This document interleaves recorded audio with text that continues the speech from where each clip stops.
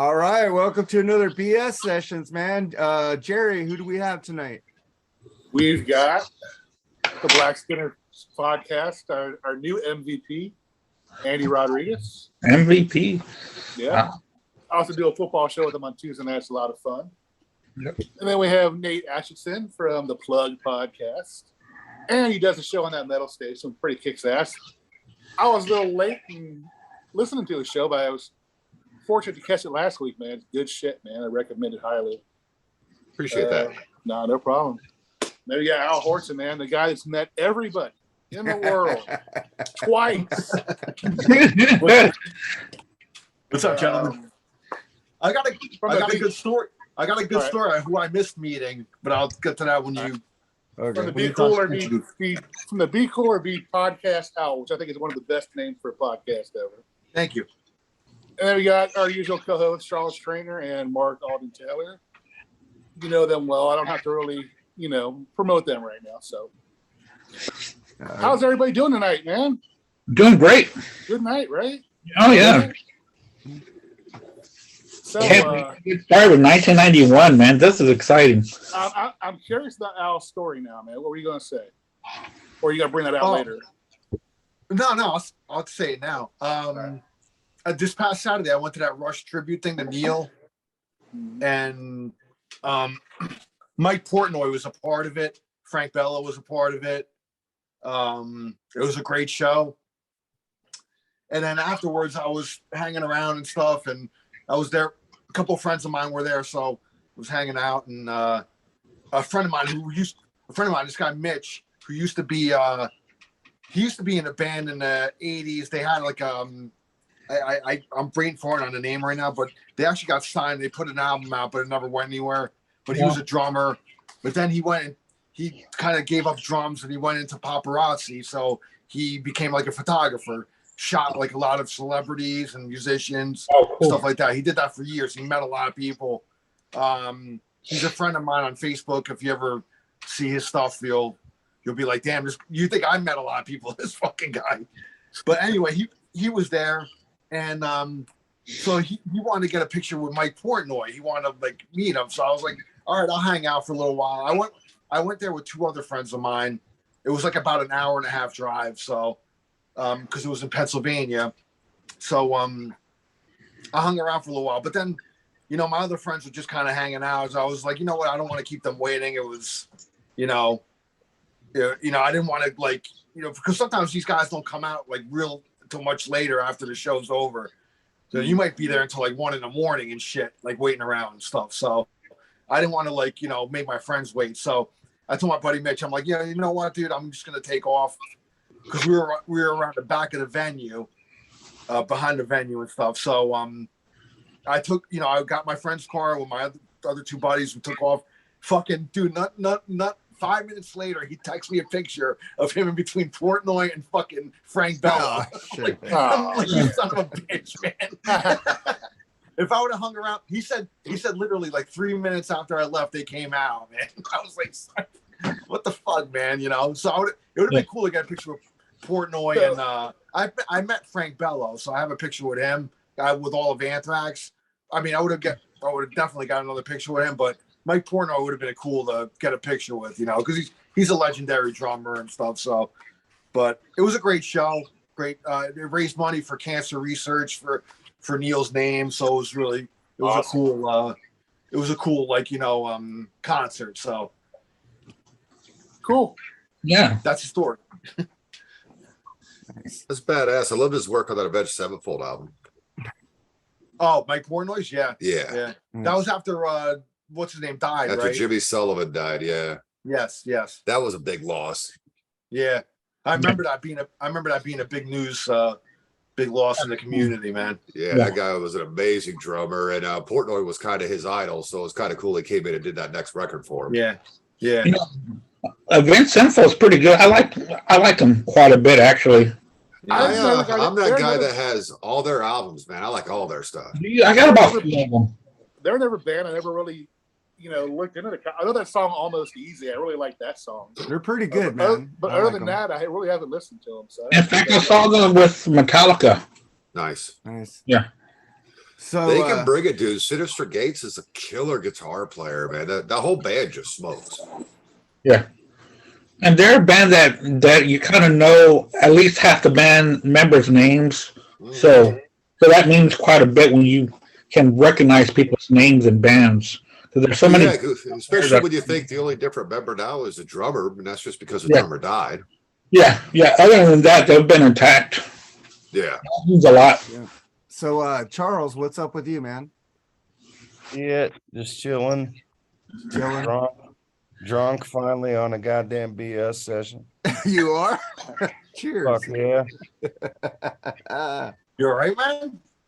Yeah, man. Shit.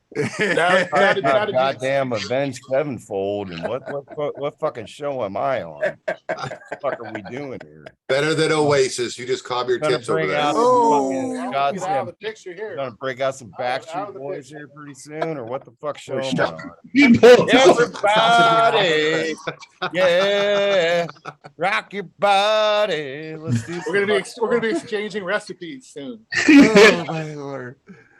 All right, man. Ninja Sevenfold. Come on. Talk about some real shit now.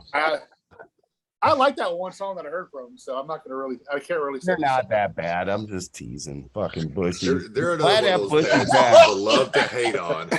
Glad to have him back, and of course Al and everybody on the show tonight, Andy, everybody. So Yeah. I'm just joking. Nah, man. Even though Event Sevenfold does suck, but let's go on. Not even All a right, little man. bit. So before we get into our 91 albums of the year, our top 11, we have some. Let's get into the sad news this week. We lost Adam Rich from 8 Is Enough. He died at 54.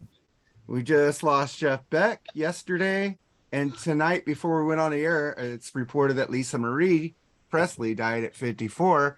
So I'm going to start with you, Andy, and go like this to Bushy, to me. Okay. Well, first of all, Adam Rich, right, from 8 Is Enough. He was always my favorite character on 8 Is Enough. I mean, he was the one that stuck out the most, compared to everybody else. But, he didn't do that much afterwards. I know that he made some guest appearances here and there, but yesterday's news of Jeff Beck, I spoke about this in length yesterday on the Blackspinner circle. That was a big shock to me. I'm a big fan of Jeff Beck. I was lucky enough to see him live once. And like I was saying yesterday, he was just a guitar virtuoso, innovator, inventor. There was a post that I put on y'all's page, I think, but what the guitar player for Genesis had said, and listed all these things that Jeff Beck had invented or brought forth to the masses of guitar players. Hackett had posted that, and I put that around to let people know he was more than a guitar player. He was, he brought forth so much technology in music, Jeff Beck. And I just heard about Lisa Marie Presley, the only child of Elvis and Priscilla. It's just, it's sad to hear that she passed away so young. She had a lot of years in front of her. So that's me. What about you, Jerry? Me? Yeah. Oh wow. It's going Andy, you, Charles, Al, Bushy. Okay, well, and- I'm actually in the left-hand. Okay, corner. well, Okay, no. I'll go. Why not? I mean, Okay. I watched 8 Is Enough growing up. I have not seen an episode probably since the 80s, but I do remember it well. I mean, it's just sad when somebody dies in general. I mean, what else can I say about that? Lisa Marie, I really don't know much about her either, except that she dated Michael Jackson. That's the only thing I know that that she's done. It's sad. Though. Married. It's sad. I mean, that's that's almost my age, man. So my condolences to the family and everything, to both people. I mean, and also Jeff Beck, great freaking guitar player, man, lost. Condolences to his family. It's a huge loss to the music world. So that's pretty much all I got to say about that. Oh, but Lisa Marie and Michael Jackson were married for less than a year, right? Yeah. You Didn't remember last the year. MTV kiss? Yes, Yeah, the first kiss on stage. yeah, And she was in one of his videos or something too, if I remember right. We're not alone. Yeah, yeah, because it was written for her supposedly. so what about you, Charles? Man, Jesus. I mean, it's getting as old as talking about Journey news or Yeah. That's coming up. yeah, it's coming up. I don't even want to get into all the news segments that are sponsored now. I mean, it's getting old. Jeff Beck, fucking Yardbirds, absolute legend. He inspired Jimmy Page. He's my favorite guitar player of all time. And I just now found out about Lisa Marie, which is crazy. I mean, she had a few albums that were kind of hit and miss, but I mean, she's the king's daughter, man. It's a big deal. And it's just getting old. Of course, it's life though. So condolences to all and all the fans and everybody that cared for him and myself included to say that. So sad news, man. Always. What about you, Al? Lisa Marie was just like, yeah, right before it went on the air. Like I saw that you put on in the messenger that she passed, and I was like, shit. So I went on real quick to Google and saw that she did, and I was like, wow. 54, man, it's so young, dude. Mhm. She had cardiac arrest. I guess she did some drugs during their day, right? I think, right? Yeah. Yeah. So she Married had, Michael Jackson. I would say yes, she did drugs. yeah, Yeah. I think she found her dad's stash.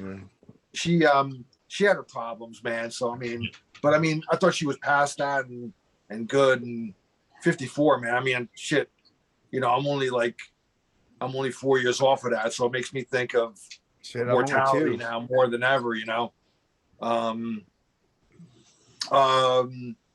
from Eight Is Enough. Yeah, I grew up watching Eight Is Enough too, and he was 54 as well, right? Yeah. Yeah, I mean that's again 54, man. It's just it's young, man. It's not, you know. And but I again like Andy said, like I didn't, you know, after Eight Is Enough, I never heard of him really doing much of anything else. So he dropped off my radar, you know, after that. And then the big one was Jeff Beck, obviously, because I'm a guitar player. I love this playing. Very unique, very innovative. I said on yesterday's show that, you know, he's not the household name that Page, Clapton, or like Jimmy is, but those guys, I mean, as far as I'm concerned, he was the top of the heap, or even above those guys as far as technique and stuff like that, you know. So those guys like looked up to him too. They knew that he was a badass. So he was the guitarist, you know. So I was jamming some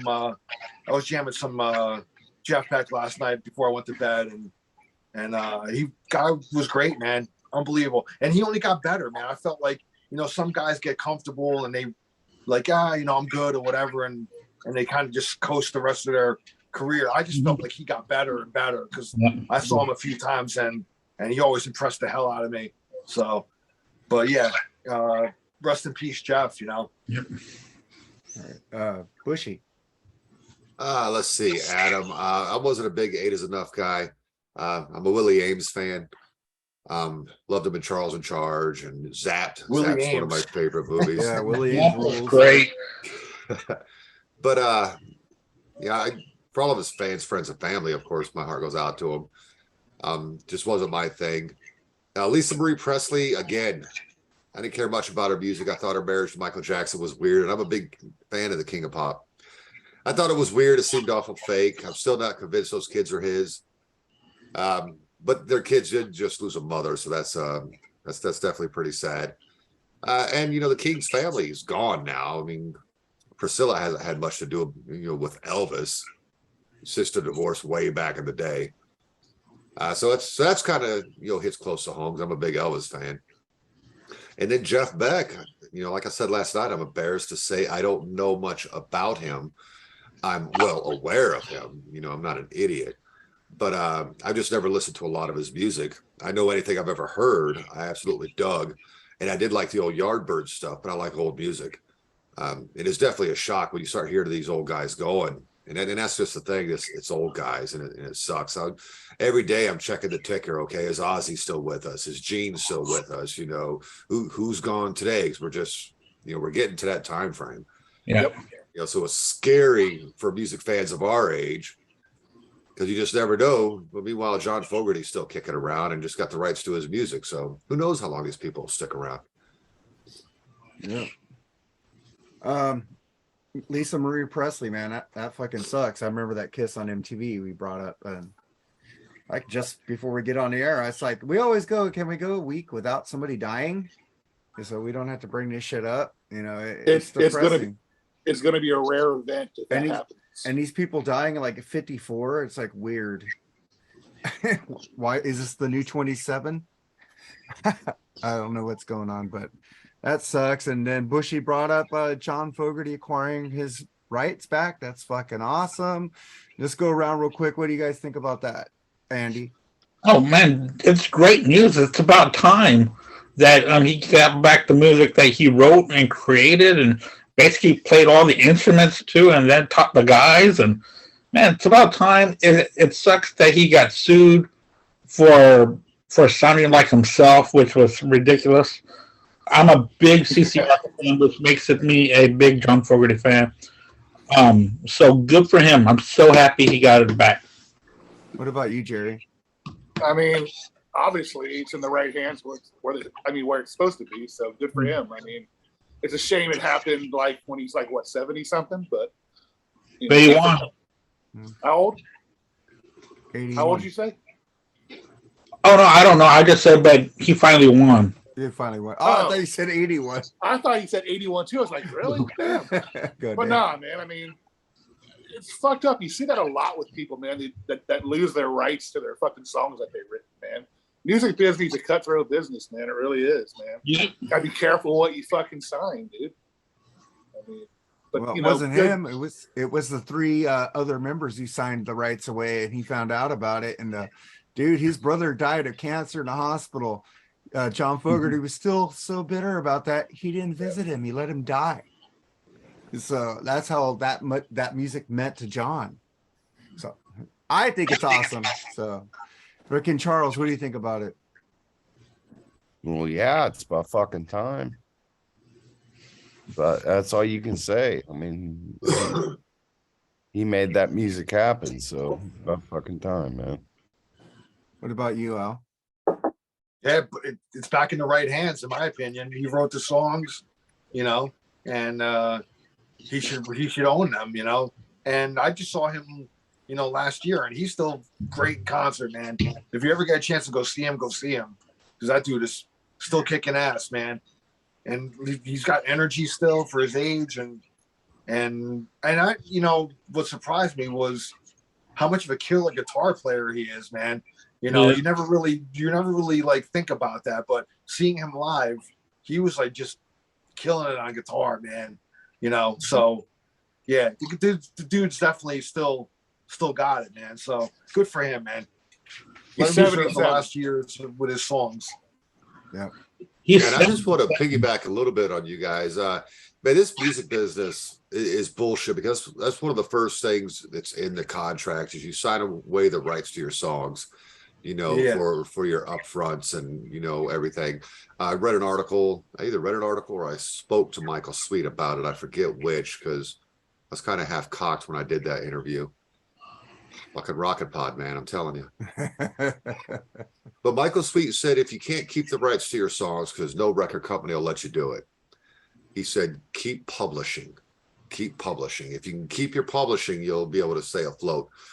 I think it's ridiculous. These guys are the ones that go out there. They're the ones that create this art, you know, this art that we all love. They should have the rights to that no matter what. You have the right to put this on an album, but you don't own this song, you son of a bitch, you. You know, Yep. That means I have to take a $3 or $4 million cut. So be it, because I know you're going to make 50, 60 million over the next 20 years. You're just playing these songs wherever you want to. I think it's great Fogerty got his music back. You know, I think it's great when any artist gets their music back. Yeah. I think it's funny when they'll get it back and then sell it off anyway. That always Yeah. cracks me up because I know that happened recently. Somebody had reacquired their rights and has sold it off. Mm. I can't remember who it was. It may have even been Motley Crue. Yeah. But yeah, good for John, man. That's a long time to fight for something and to finally get it. Let's hope he sticks around for more than a week so we're not talking about this next week. No shit. Yeah, he's 77. Yeah. So let's as like I like to call it, as the journey turns, I'll put the three stories into one. So we start off with Neil Sean accuses Paula White and Kane of improperly accessing Journey's bank accounts. Jonathan Kane confirms he will play with Journey despite lawsuit, and Steve Perry withdraws lawsuit of trademarks. Let's start with you, Andy. About the only storyline that really grabbed my attention was was Steve Perry dropping the lawsuit, and it's the 50th anniversary. Maybe he'll tour with them since they're trying to make nice. Neil said that he needs to have a cup of coffee with Steve now. So He's been telling that for years now. Yeah. He always said he'd welcome him on stage anytime. So yeah. But that's all that I have to say. I don't care that much about the lawsuits and who's using money here and money there. That doesn't interest me. What about you, Jerry? I'm gonna say something first. You put a poll up who the better singer was in Journey, Greg Raleigh or Steve Perry. Now, it's no doubt that Steve Perry has a better voice, but Greg Raleigh, I don't know, man. His voice is just amazing. I thought for Journey's music, especially the earlier stuff. But I'm so glad he's back. I'd probably go see him now with Greg. Should be interesting. I don't give a shit about who plays what at whose fucking rally. I can care less about that.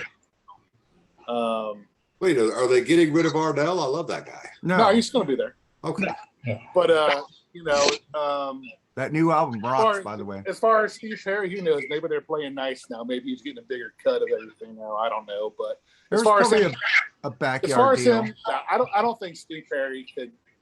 He's been out of the game so long as far as touring for a long time. I don't think he'd be into that. He might show up every now and then. That's still a possibility, but I think that's going to be a very, very low percentage of him doing a whole tour with them, I think. And I'd love to see it, but like I said, these guys are getting old. He's been out of the game for a while, so well, he's been recording the last yeah, he like just 5 released years. an album a couple years ago. Christmas album. And then that album Traces before that. So his voice that is was getting in terrible. shape, dude. Terrible. I like it. I like hey that man, album. I'd be the first one to welcome him back. That was a bad album, but he released one, so. I liked it. That was terrible. Whatever. It was awful. So Charles, what do you think about the Journey shenanigans? Did you say Paula White, the prosperity preacher? Yeah. Yeah. Oh, enough said on that fucking horse shit right there. Do we have to talk about this fucking band every goddamn week, man? Holy fuck, I don't give a fuck about. And I sent you the last news story, the news flash. I'm a glutton for punishment. Oh wow, Jonathan Kane agrees to do the shows with him. I don't give a fuck. Fuck Journey. I'm tired. I will not. You can pay me to go see that bullshit at this point. I don't care. I'm just hoping, just like the deaths, can we go a week without a Journey story? That'd be cool. That's a taller Fuck's order, sake. man. I don't care who disagrees. I don't care if it's Arnell Panetti, whatever his name is. Hey, Steve Arnell's Perry. cool as fuck, dude. I love love Arnell, Arnell. man. Holy moly, I don't care. I'm over it. Guy came from the fucking So 1 dumps. week, and I brought up the last story. It's my fault, for fuck's sake. God damn it. Put it out there. Say about that. All right. So Al, what do you think about the Journey stuff? Well, so is it confirmed that Greg is coming back? Yeah, Yeah. Oh, yeah. I want to go see him, man. 18. I would too. I want to go see him because I love Greg, man. I love that early stuff I with do Greg. too. Oh Yeah, yeah. the best, really. So yeah, I mean, other than that, we'll see how it pans out with both Jonathan Kane and Greg Raleigh on stage. One will be on this side of the stage, and the other one will be on this side of the stage. You know, Greg Raleigh's going to be on Neil Sean's side of the stage. Yeah, Two of them exactly. close together. Close. You know? I read that Neil said when they get on stage together, they bond musically. and they have no problem playing with each other on stage because they have that musical bond. The Yeah, other right. shit is off the stage, and they let that go when they get on stage. And I There's thought that was, there's tons of bands that have to put up with each other that hate Oh, each dude, other. there's so many bands like Yeah, that. there's so many bands, but man, it must be fucking. Come on. awkward. I wish rap would do something. Fuckers. Oh, But man, I'm Oh, picturing George List and Don Docking going at it at Monsters of Rock, man. Those two were fucking always at it. they've hated each other. They've hated each other since they met, though. They have Why not couldn't been they wait till the friends. fucking show's over, man? I mean, Jesus, guys, come on. It was actually more exciting than the actual set was. So I wasn't a big Docking fan at the time. I saw Dokken open up for Aerosmith on a permanent, and when George Lynch had his amp turned up so loud, John was yelling and turn that shit down. Fucking, it was fucking horrible. And then Aerosmith came out and took that bad memory away. Who Bushy? What do you think about the Journey shit? I'm kind of with Charles, man. I mean, I definitely did not come on here to talk about fucking Journey again. I haven't been on this show in weeks, and we're still talking about Journey. I see. Oh, there's more to come. Yeah, okay, they're still going to tour, but I could have sworn we had said that weeks ago too. Like Andy, the Steve Perry thing is interesting because I would like to see Steve Perry get back on stage. Yes, I know the Greg Raleigh stuff. That earlier stuff, it rocks, blah, blah, blah, blah, blah. For me, Steve Perry is the voice of Journey. Yes. Probably why I like Ardell so much, because I think he sounds so much like Steve. But yeah, that Greg Raleigh stuff is really good. And if we could get all of them on stage together, especially since they're not fucking over Ardell, that makes me happy. That's probably the best thing I've heard out of all this stupid Journey news is that Ardell is still going to be there. He was real cool at the Rock and Roll Hall of Fame. Arnell was excited as a kid in a candy store meeting these guys. So kudos. If they come near here, I'll go see them because I've never seen Journey, man. And Neil Sean, dude, that guy can shred, man. So I'll be there anyway. Yeah, I will too. I wish they would. It'd be cool if they got Ainsley Dunbar back on drums too. Right. Yeah, I don't think you're going to see Steve Smith or Ross Valerie back. Well, because you got Dean Castanova, whatever, on there, right? But they were good. But they had two drummers at the beginning of last tour, Oh, they did. Yeah, the guy got so sick. they could have two again if they wanted to. It kind of sucks. Who was that dude from American Idols on the album? Randy Jackson. Randy Jackson. That Journey album, dude. Freedom.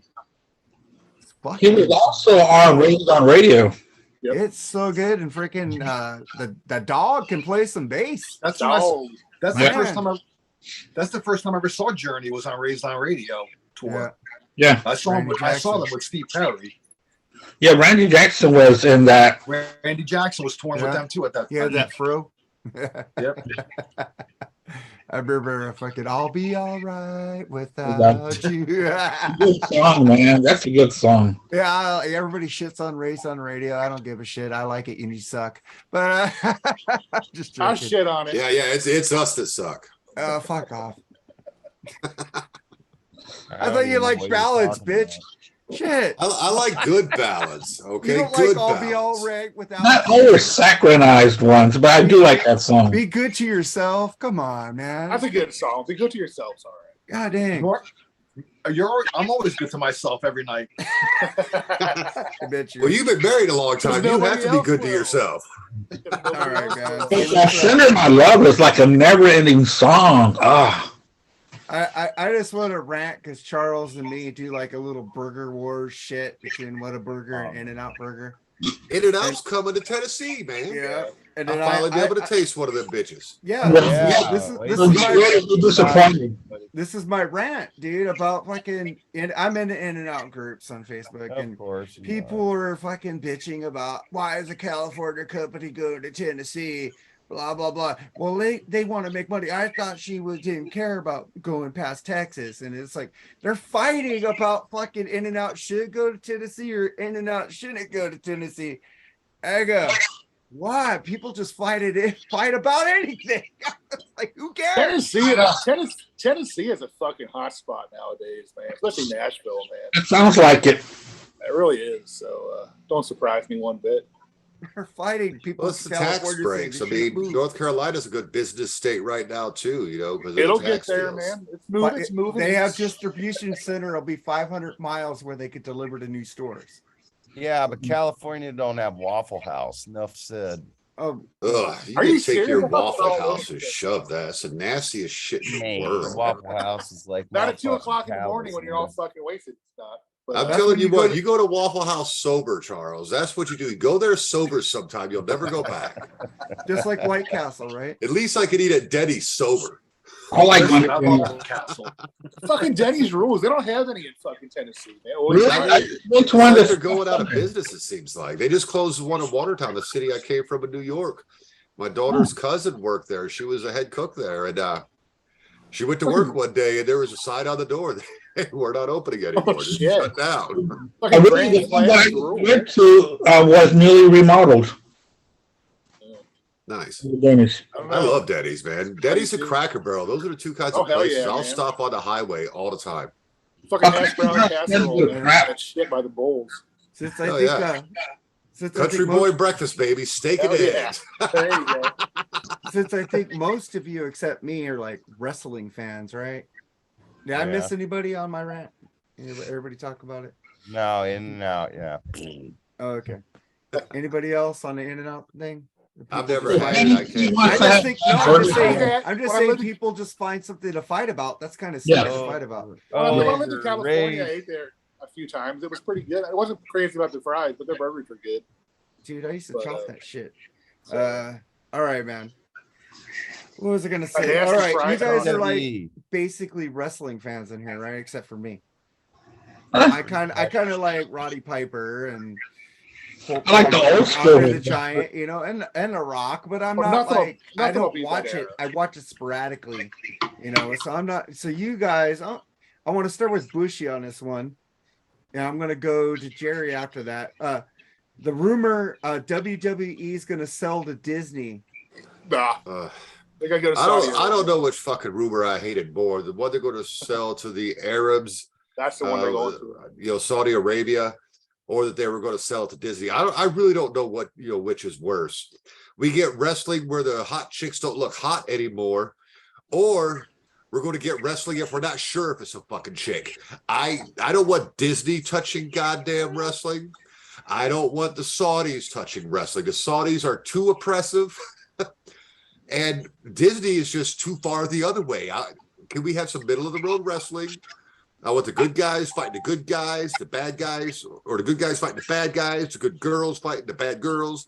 I want it to be normal, but we could go back to the Attitude Era a little bit. Triple H was taking it in the right direction, man. He was. Wrestling was getting exciting again when Vince got shamed out of the company. I don't know how this son of a bitch weaseled his way back in.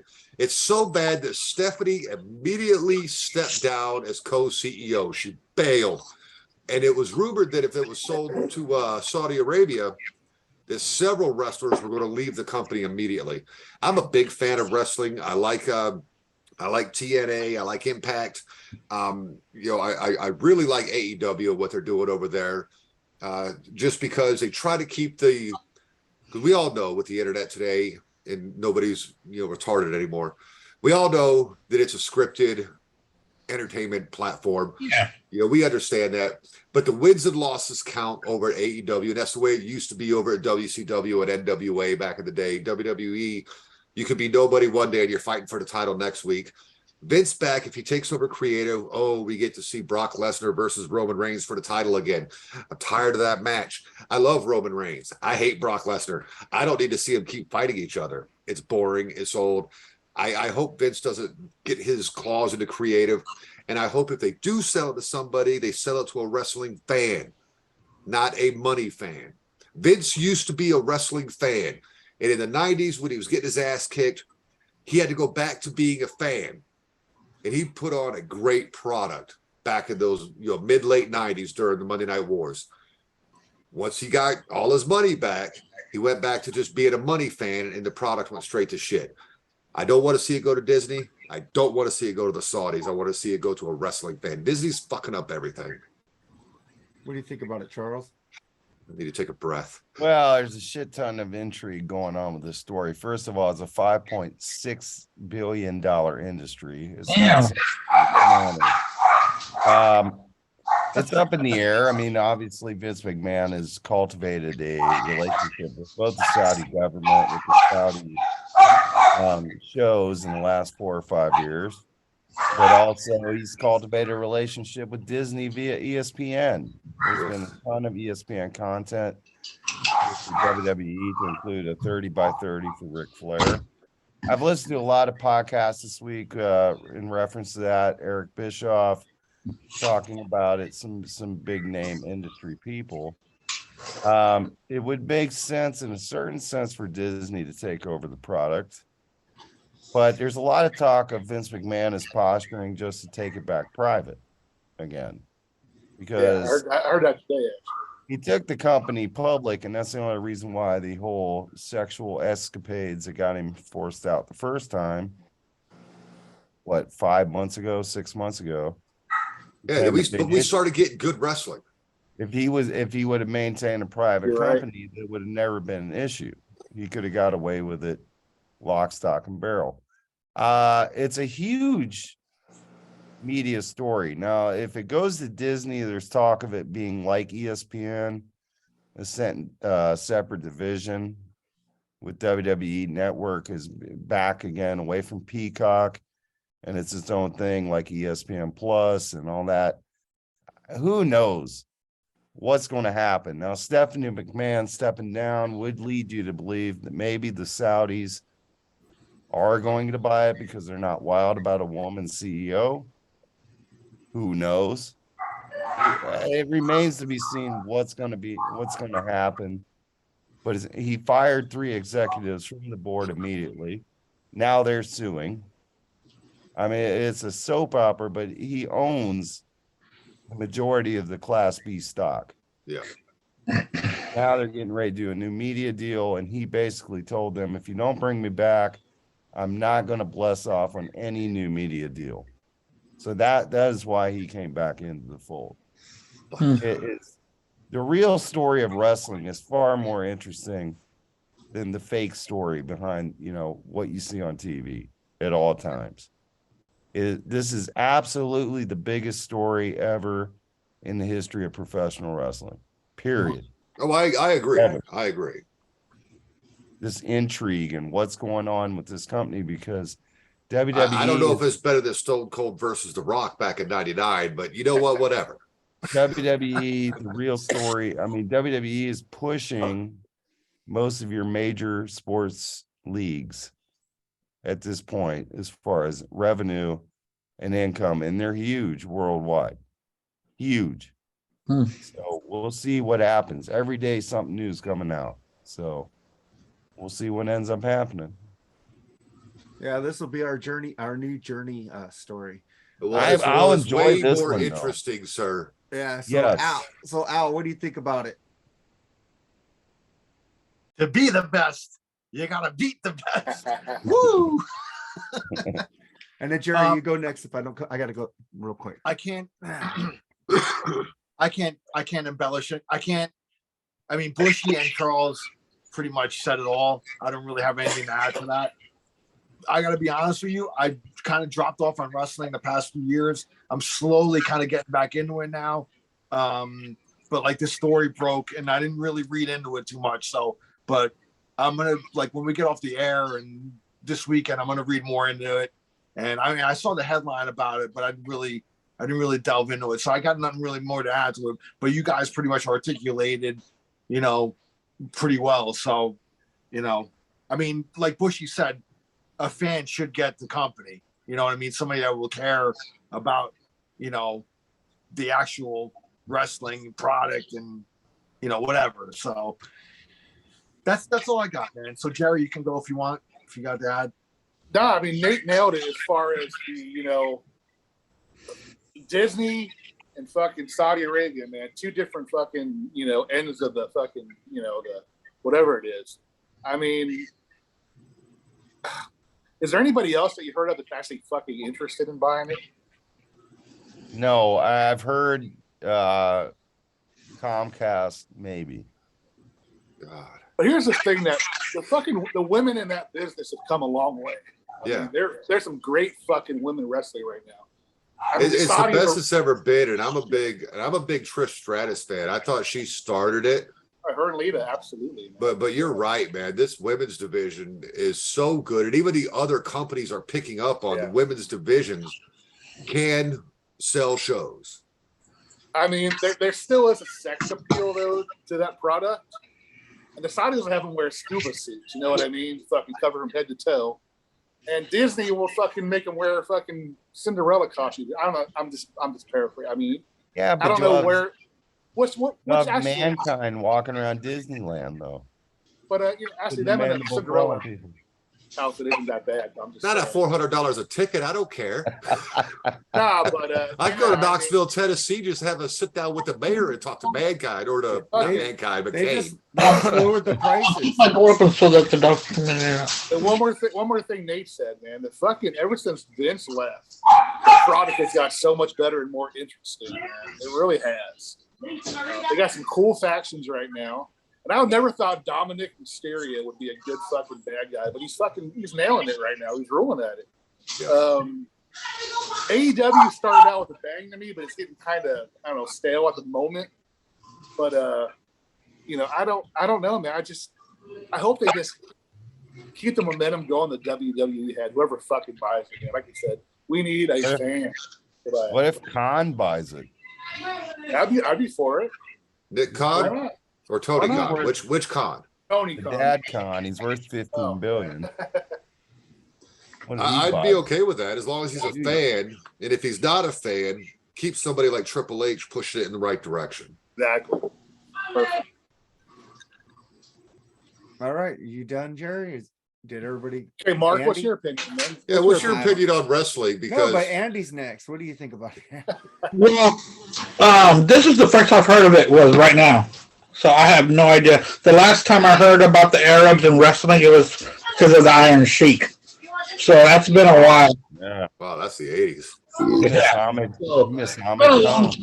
missed a lot. I missed The Rock. Or Muhammad Hassan. I missed a lot of it. So I really don't have an opinion, but whatever best for the sport is what I would go for because I know that millions of people love it.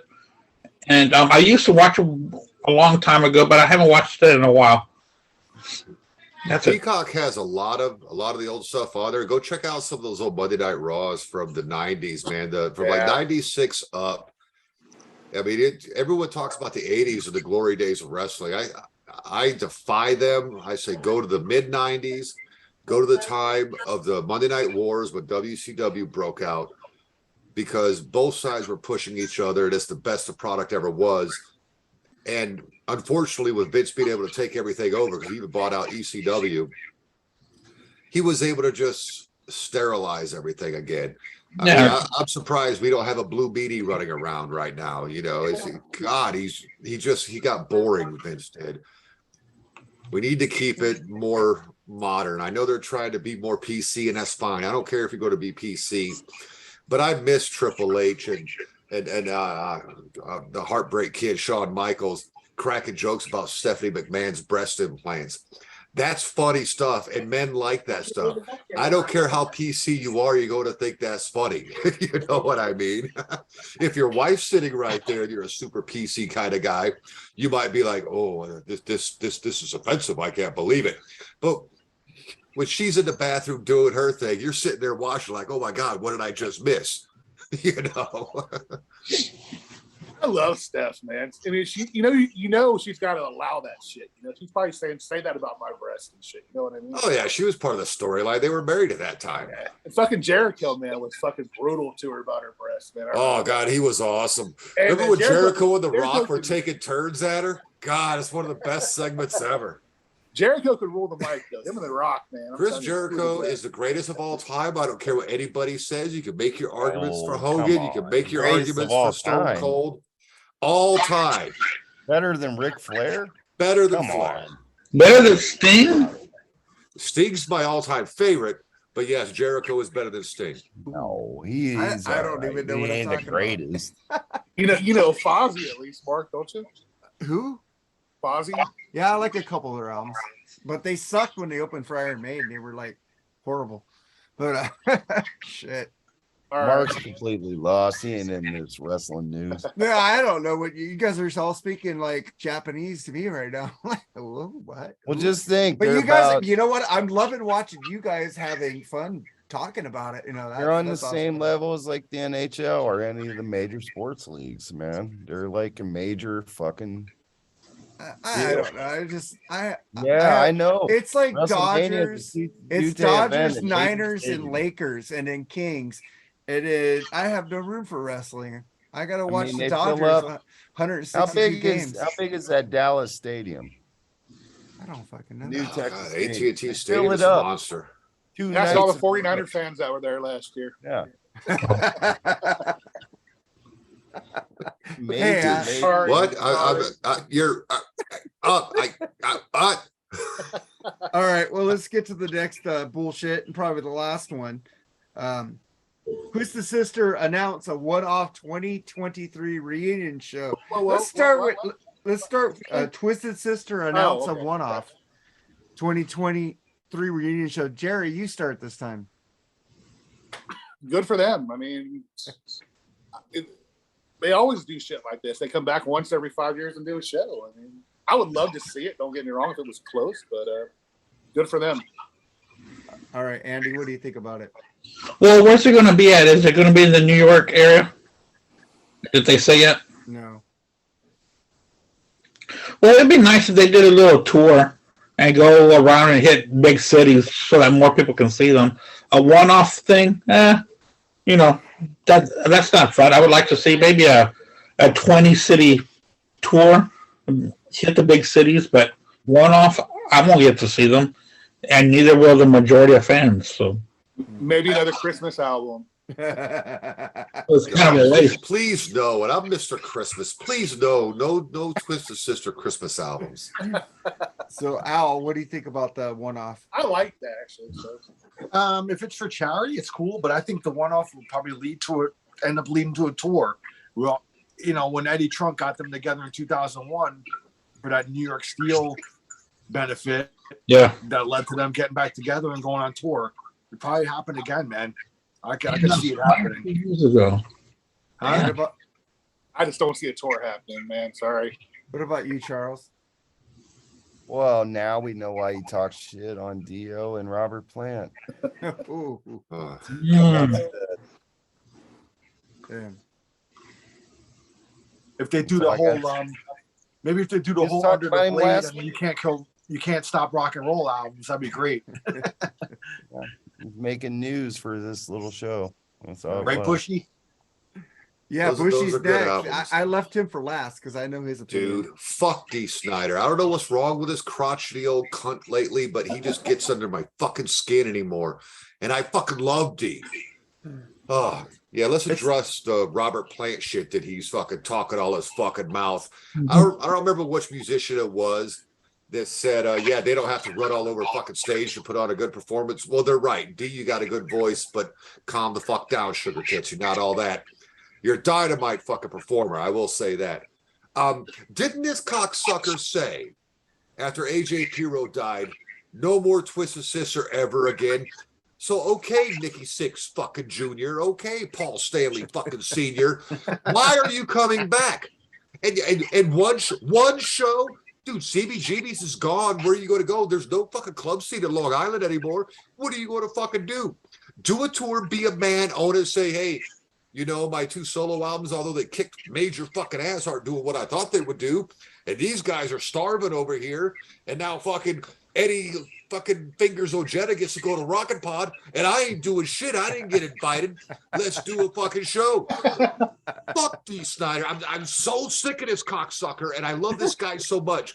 But dude, he's the kind of guy that I would like to just flick in the head of the fucking dick. Not punch him in the face because he'd whoop my ass, but flick him right in the head of the fucking dick. I was in there trying to take a piss, man. I had so much trouble fucking with the cracking up, laughing. I'm gonna have a heart attack over this shit. I'm telling you, this guy. No more Twisted Sister. AJ Pirro's dead. No more Twisted Sister. Oh, there's money involved. What'd you say? Just Oh, I'm goes to- there. This Now, goes to Al mentioned that if it's for charity, I might let it half slide, but only half. You only get a half slide. D performs for charity, makes perfect sense. Twisted Sister, you're getting some of that cash. It's not really for charity. Fuck me, Snyder. That's why I saved you for last. I'm gonna have a heart attack on this show before we even start talking about the topic. All right, man. We got to do our sponsored by Mark Dolly segment. Yes. Yeah. Okay, I'm just gonna say Sammy Hagar has a documentary on Fox Nation. What do you think about that, Charles? Oh, must not see TV. Of course. There you go, Mark Daly. Fuck Sammy Hagar. Why do we have to talk about him every goddamn week, just like Journey? Holy fuck. And your boy Mark Daly, Mark Taylor, finds these news stories. He's got Sammy Hagar hashtag. He's got to find it. We got to talk him. We got Bushy. He's pro Hagar. So I know he'll probably watch. He's gonna DVR it and all that. That's great. No, I will not watch it, of course, out of principle. Fuck that dude. How he feels about Dee Snider, and I don't even give him half. Fox is wasting their money. Make a documentary about the BS sessions or the Freeform Rock podcast. Lee Gerstmann. You spend your money better. Hey, I agree with that. think. Okay, but Andy, what do you think about the documentary on Sammy Hagar? Well, I think, like y'all said, it's going to be on Fox Nation. Yeah. So, Oh, even better. I don't know how many people are going to watch it, but, whatever. I don't know why it's not going to be like on a music channel, like on Access TV or something like that, but why a news channel? It's weird. Sean Hannity, the announcer for the whole show. He's the narrator. I don't know. Is he really? Or you joking? I don't know. I feel like I'm being set up here. It's like I'm almost being punked, and I'm trying to stay apolitical here. It's just odd that he's doing it for Fox Nation, but whatever. I'm not going to watch it. Well, Sharon Osbourne just did a special on Fox Nation, Did and Kevin Costner also just did a documentary on Fox Nation. I got a free subscription. They gave veterans a whole year for free. So, Yeah, me too. yeah. It's got some good stuff on it, Yeah, it's not too bad. I'm just. I think that Kevin Costner was about national parks, correct? Yeah. Yes. And it was better, and I watched it, so I'm not just talking shit because I'm not for that side. But the national parks thing that Kevin Costner did, taking you through the Yellowstone, how you would have lived back then and how it looked back then, was much more interesting than the Obama documentary on Netflix. Because I thought he was going to be doing national parks in the U.S., and I was disappointed because I'm not going to the rest of the world. Yeah. Okay, it's pretty. Don't show me shit I can't see. It's like when I see pictures of Germany all the time, I get upset because I lived there for 9 years. And I'm one of those guys, I would, if I went to visit Germany, I would break my own rule because I would become an illegal alien because Germany is fucking amazing. But then I would have to give up some of this stuff in America I like so much. So I'm conflicted. So I stay away. Well, that's one of the reasons why I'm not going to the Rocky Pot. I'm going to Yellowstone Park in July. What a dick. Come to Rocket Pod, Andy. My family want to go on that because we're going there to Utah, to Grand Canyon, and that's awesome. I've never been to those places. I have been to Santa Fe, to the supposed gravesite of Billy the Kid. My mom lived in Albuquerque, New Mexico, but we never got to the Grand Canyon. I was only there for 3.5 weeks. So that's awesome. There's a lot of the country I need to see on that side. I didn't know his grave was there in Albuquerque. I was in Albuquerque a couple months ago. Santa Fe. Santa Fe. Santa Fe. Wow. I didn't know that. Yeah, because Albuquerque's here. Santa Fe's way up here in the state. Yeah, because we traveled to Santa Fe for a day. Nice. I didn't know his grave was there. Yeah, his gravesite's there. His supposed gravesite. Supposedly, yeah. Because who knows when he died, because there's a lot of rumors that he still lived until he was Brushy Bill Roberts. Get in your automobile and go on in for I'll make it 22 for the goddamn hell of it. I love Young Guns and Young Me Guns too. too. Me too. Fucking great. Hey I Jerry, like the so what do second you, one. I like the second one better, actually. what do you think of the Hagar doc? I give two shits about Sammy Okay. Hagar, man. I'll probably watch it just so I can catch up on the fucking gossip and read on them as much as possible. But I'll probably, You'll Other do than it for the that, show. I can get- Right on. I can For get- Mark yeah, I can Dolly. I mean, if I'm bored, if I get TV if I'm on the shitter or something, maybe I'll watch it. I don't know. I'm just kidding. No, You can Like stream it right to your phone. It'll work. seriously, I'll probably watch it, but just to keep up with it, keep up with the Sammy bashing, I guess. What do you think See, about it, Al? let's see Oh, who sorry. how many bands have offered him the job as lead singer. Well, that'd be interesting to find out. Chicken Foot, The Circle. I think Led Van Halen. I think Led Zeppelin offered him Zeppelin. the job at one time too. No, he Yeah. just Yeah, Zeppelin. he just went play. And I think Hart too. I think Mozart. Hart actually asked me too, yeah. All right, Al, what do you think about the Hagar thing? Hey, man, I didn't even know they were doing a documentary on it. Was it about his whole life? Yeah, it's his life.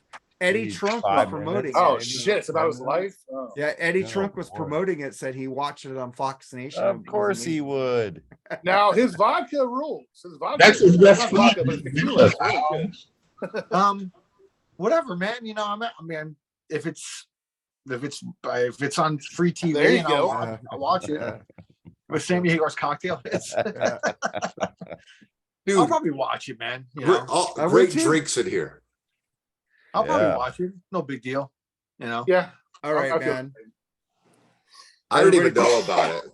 You didn't So talk it's to me like- about it, Mark. I'm But gonna I didn't ask even know you- about I it. was just gonna ask Bushy, did we talk to you about the Sammy Hagar doc? No, I didn't even know about it, but I'll check it out. I like music docs anyway. I mean, I watch music docs on people I don't give a shit about. And end up learning something. So I mean, All I, right. I wasn't a Grateful Dead fan. I watched a documentary on the Grateful Dead, and I spent a day at work listening to him, and I was like, okay, so I was being kind of an asshole about the Dead. I still stand by. I have no desire to ever see them live. I don't need 30, 40-minute songs. That's why I don't listen to prog rock in the first place. Jam band music is just as bad. All right, man. So then now we're gonna get to our 1991 top 11 albums. Let Oh, me yeah, give you I our get that. list. But before we get into that, I have my our group picks from the Mark and Jerry BS sessions on Facebook. Join it if you haven't joined it. We put up a lot of memes, funny stuff, music news, movie news, sports news. I think it's dominated by 49ers news right now. You guys could like put up your team news in there, We're not I know Charles puts up some Browns news in there. That's fucking cool, but Mark Dolly put up some Giants news, even though we don't give a fuck. But here's our I love you, Mark. Don't get hurt. Okay. Here's our fan pick. Skid Row, Slave to the Grind, Liam Ordner.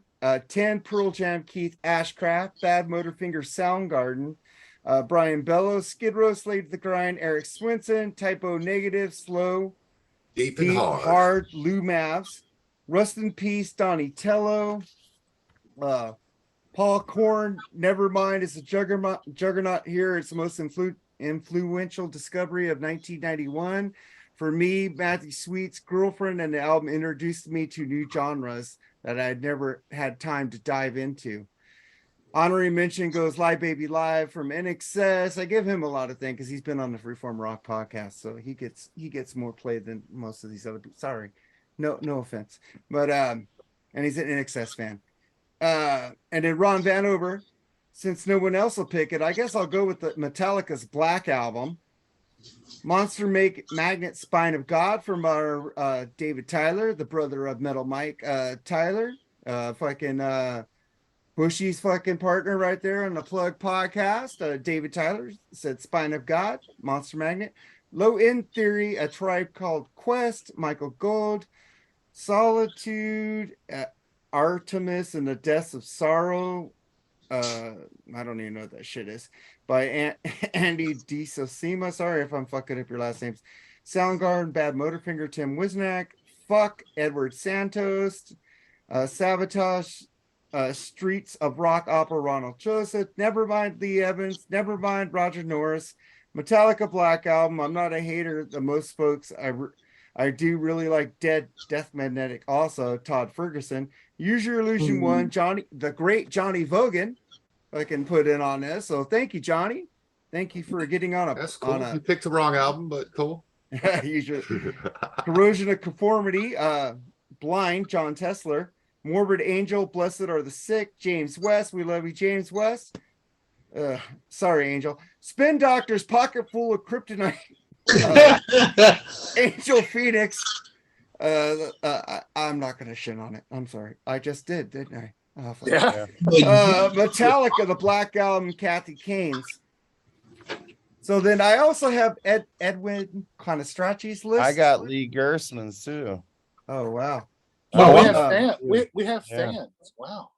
All Wow, right. that was a So, lot of response on the question. I was gonna drink every time I said Edwin's name, but I ran out of booze. I don't want to go out and get any more. Dude, 91's a good year. It was hard. I was looking through this list and Oh, I'm like, yeah. fuck, I was listening to a lot of different stuff that year. Yeah. It was like yesterday we were doing a Blackspinner Circles podcast. We're doing like 1983 plug. So check that out on Andy's podcast there. But I just shared that again tonight, by the way, Andy. Shortly Right. before this show, I shared it to my podcast page. I have a radio show page. So Are you gonna do Eddie's like when we do ours, Mark, or what? Because Lisa I'm did just- 11. I'm gonna say mine and then said Eddie's right after All mine. right, I'll and- say mine and Lee's. But Okay. he said it was a year full. I'll of tell you what mediocrity. I think of it. You don't have to tell you Yeah. what Lee thought of it. I will say, well, he said it was a year of mediocrity, and I'm gonna say thank you, Lee Gersman, because it was my senior year of high school, which I kind of felt was like one of those summers, like say like 1956 or 1964 or 67, one of these bellwether years of rock and roll. Mhm. Because 1991, the apex led to the 1992 VMAs, which all you got to do is YouTube that 1992 VMAs, which was all rock and metal for Yeah. the most part. And it validated loving this fucking music to the point where I was like, this is so badass to be fucking coming into my own as a fucking dude right now, here and there, and this is our shit. Exactly. Right? It was so fucking awesome. It was such an awesome couple years there, 91, 92, and even into 93. Mhm. 91 will always be a special year for me because of the rock music that came there out was that some good rock music, but I'm going to also say there was a lot of good other music too, man. That year, too. Yeah, good I mean, year. Oh yeah.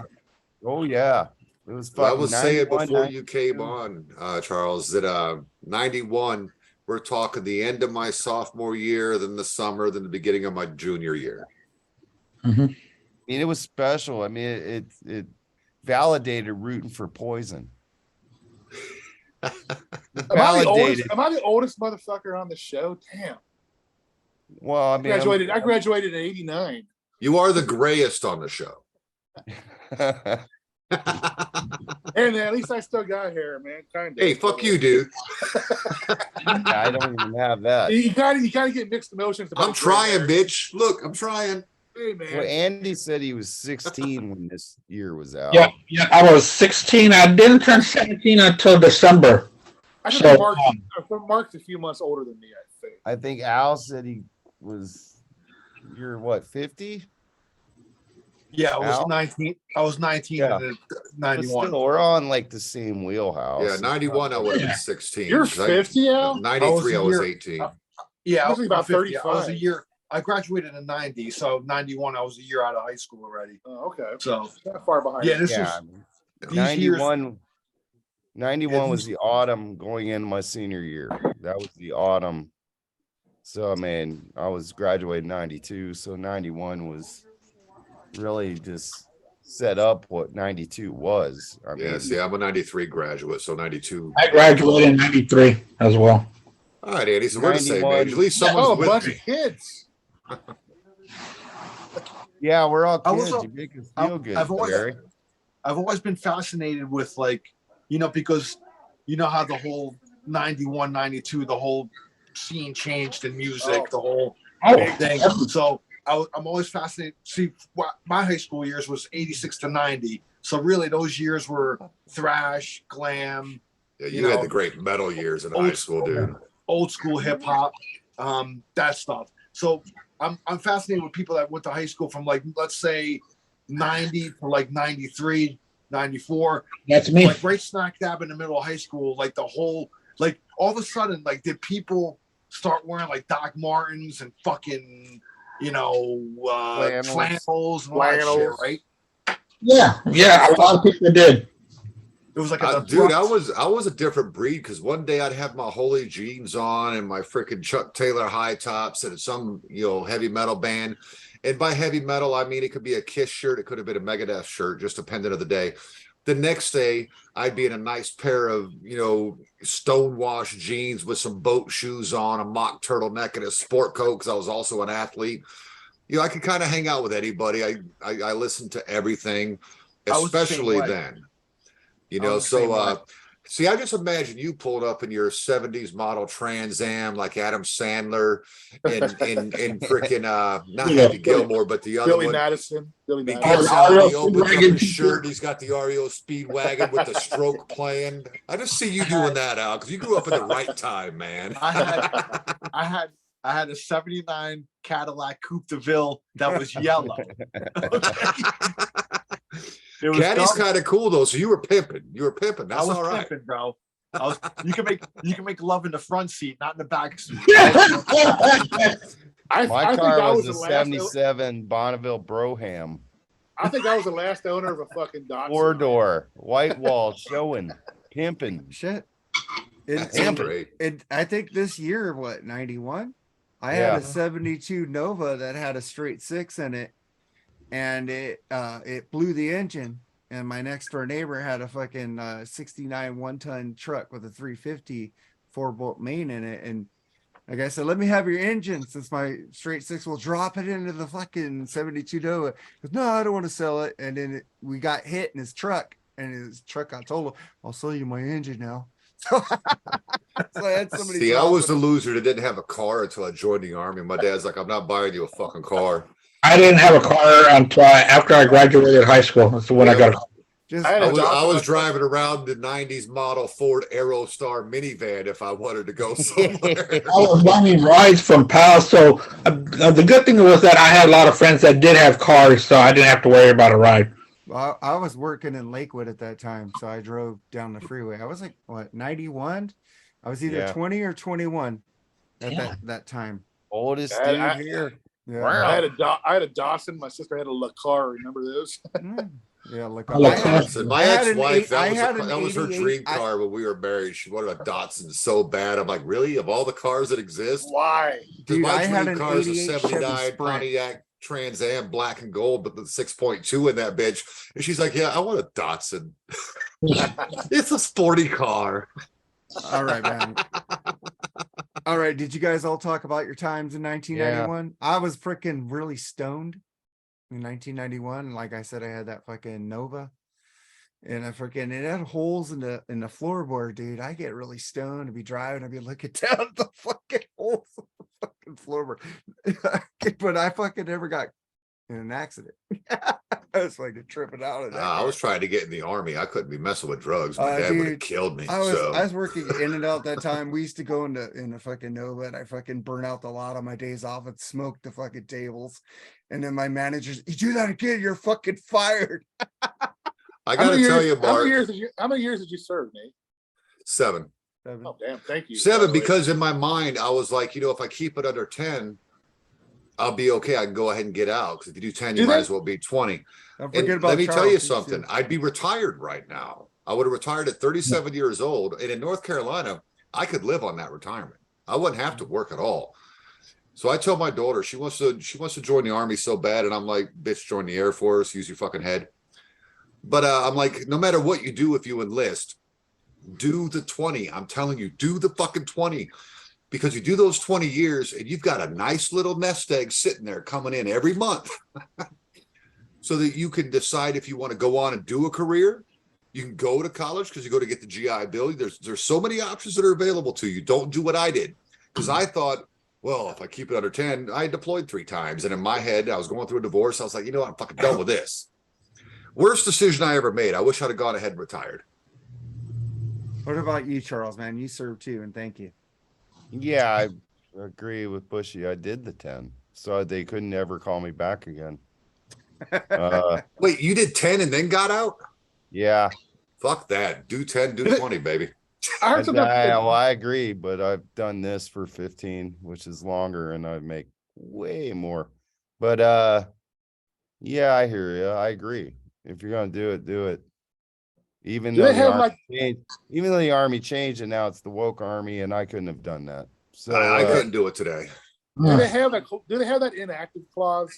Like you have to certain yeah, amount of inactive yeah, 8 years? years. You Yeah, go 8 years Okay. inactive. Gotcha. Okay. Gotcha. So if you do Thank you, over gentlemen, that- both of you, man. You guys. Yeah, are fucking- thank you so much. Thank you guys so much, man. Yeah. We appreciate both of you. no problem.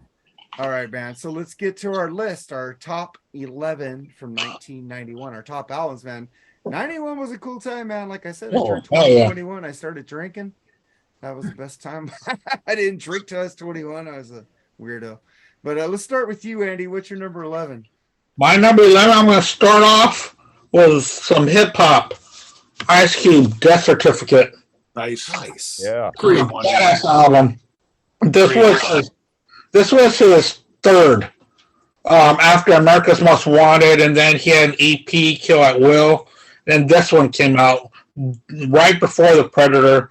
I think this was during the Boys in the Hood movie as well, because Boys in the Hood was in '91 as well. But man, he was the most talented one in NWA. Fuck Dre, fuck Easy. This dude had all the I lyrics. love Easy. This dude wrote lyrics for Easy. Yeah, I'm not even a fan of Eazy-E. The Dre thing hurts my heart a little bit, but I get it. I get it. Cube. Cube was always my favorite in NWA. He flowed smooth, and Yeah. Cube was a shit, man. he was able to translate that into a bigger, better solo career. But then after he was rapping for a while, and then he started making stupid comedy movies, you're like, Friday was awesome, dude. Friday's Come on. rule. Friday was good. Come But on, it was all of when them you were started great. doing that, are we there yet? And this and that, you kind of, okay, maybe Well, his he was in Boys in the Hood. huh? He was in Boys in the Hood. Yes, he was.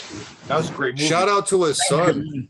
Shout out to his son playing Cube in the NWA movie, Yeah. man. Because Yeah, he did a good job. He did do a good job, but that's one my of those instances where the son looks exactly like his father. Yeah. Right. yeah. He does. So that's your number 11, Andy. Oh yeah, that's why I start off with Ice Cube. So what's your number 11, Jerry? My number 11 is a great band from Brazil, man. Sepultura, Arise, man. Dead Embryonic Cells is one of the best fucking metal songs ever written, in my opinion, dude. I don't know if they're even still around, or they have not followed them in years. Yeah, they've They got are. different singers, I think. I was Not with always Max. a fan of them. Not when Yeah, Max. Max anymore. isn't there, but But man, I was always a Igor's fan of not them. there either. Right. They're not. Had a Max fucking and, great sound. Max and Igor just actually did a tour. They did, Together. yeah. They're kind of mending the fences, which is great. Happy Yeah. to see that.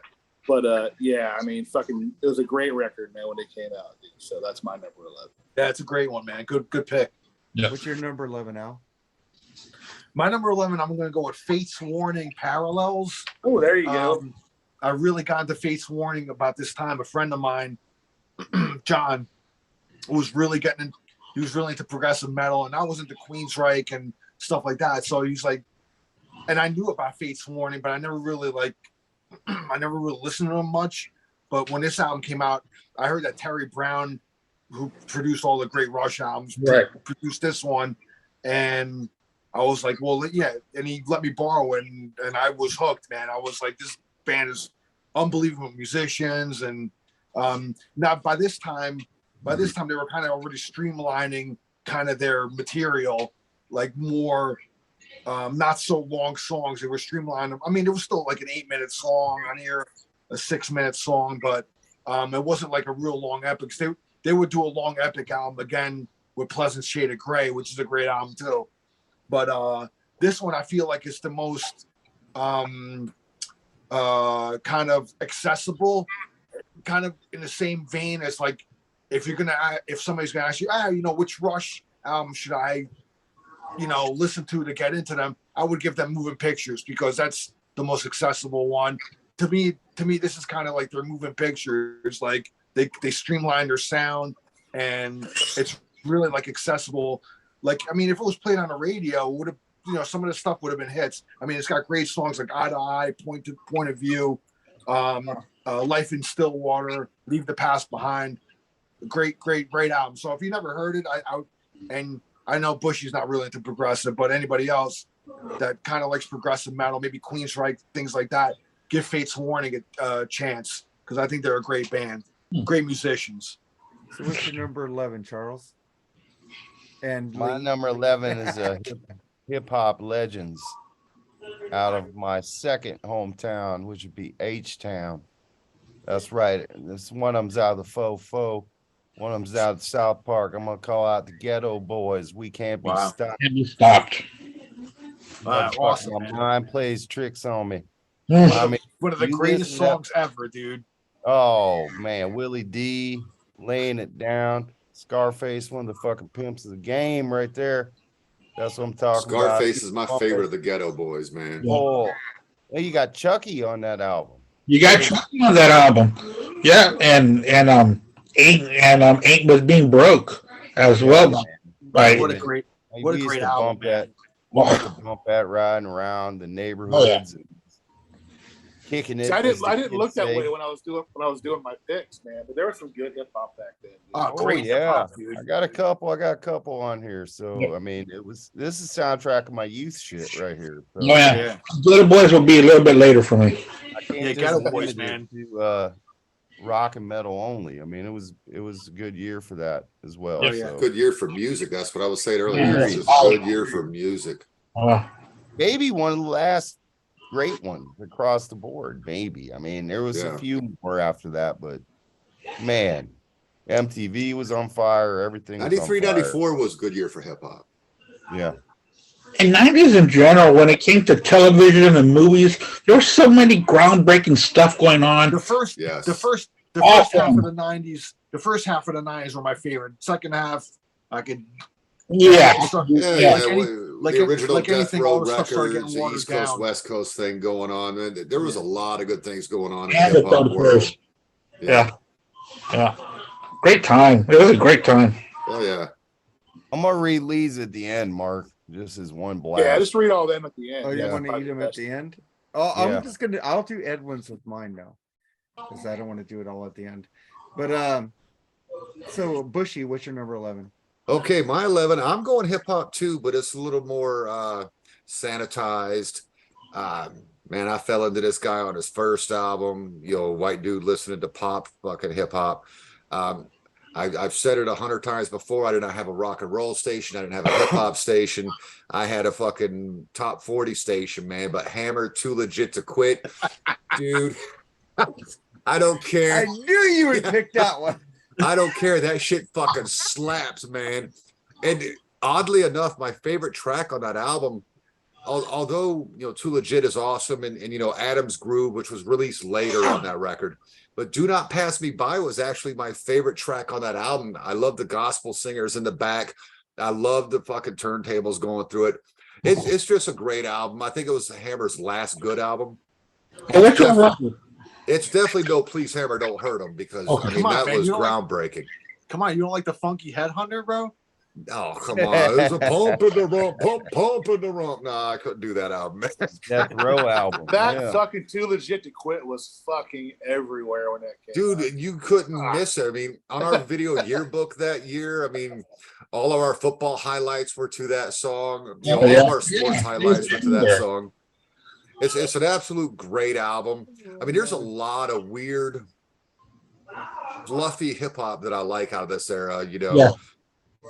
So many good things came out. A lot of hardcore stuff came out. Only one gangster hardcore thing makes my list, but he's my all-time favorite.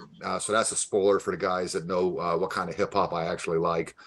But yeah, man, Hammer, Too Legit to Quit. You couldn't get away from that motherfucker no matter where you went. Yeah. And he went gangster, Hammer. Remember, he dropped the MC. He was he just went Hammer.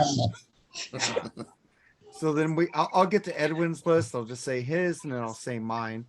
He picked number 11, Screaming Trees, Uncle Anesthesia. Hmm. So I don't know that album. Do any of you guys know that album? I don't know that one yet. I remember Oblivion came out later I on. don't know any Screaming Trees. They're interesting. They're good. So then I get to my album to Mr. Charles Trainer's Delight right here. Yeah, I know. You too. Yeah. Octung Baby. That's my number 11. Sounds like As great soon as, album, I, man. as soon as I saw you two on that list, I was like, oh, I know what Mark's picking. Ah, Yeah, that's I could- right. I can stomach that. I was more. going to pick him, but Mark, I knew you would. I know which one you're gonna have. Probably number one. Well, We'll if you see. guys don't know my number 1, you don't know me. Right. I got a feeling I know what your number But one. I think you might get this one. Yeah. But that was my number 11, Octung Baby, seminal album, Mysterious Ways, The Flies, Who's Gonna Ride Your Wild Horses. So many great songs on that fucking album. Any of you guys know that album besides me? Is I that love fucking that lemon? album. Is that I love lemon? that album, Lemon dude. song on that? Yeah.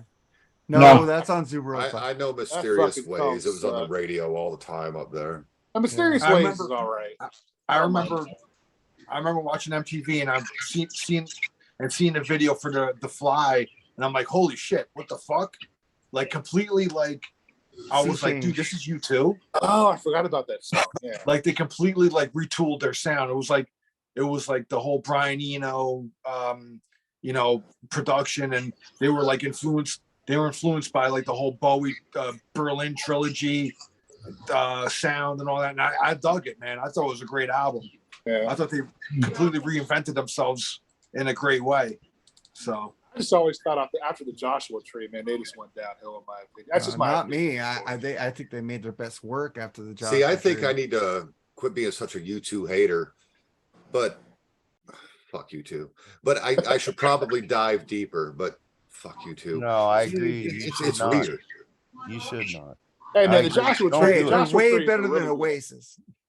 No, and I could uh, shit my pants right now, and it's gonna be better than Oasis.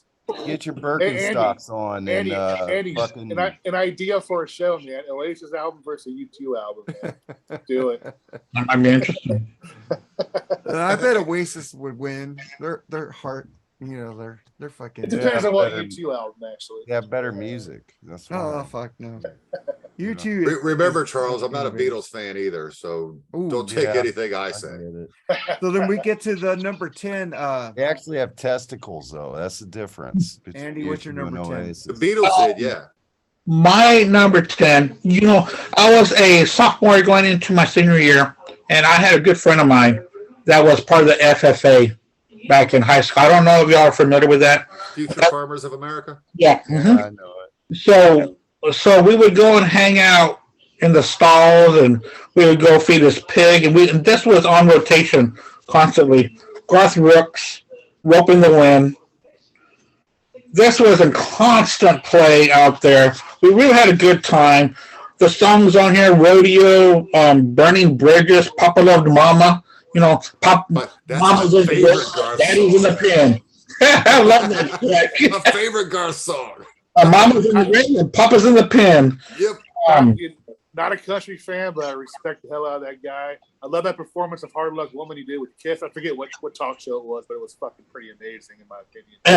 And also the song "Shameless," which is a Billy Joel cover. Billy Joel cover. Yeah, which was Did not. way better than Billy Joel. Oh yeah, because Billy Joel's album. The song wasn't that great for him, and Garth. It was a good album. Stormfront was a good album. Yeah, but that song didn't do much for him. But Garth Brooks' version was a fantastic version of "Shameless." Yeah. So that's my number 10, Garth Brooks. Man, back then Garth Brooks was everywhere in the early '90s. Everywhere. Unfortunately for me. But Yeah.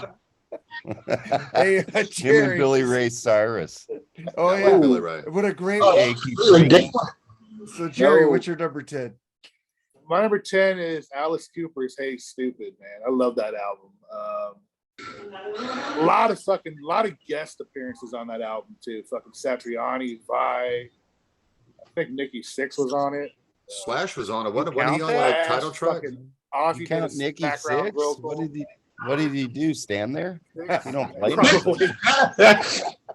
Vinnie Moore, fucking a dude from the bass player for Bon Jovi was on it. I think Alex John Such.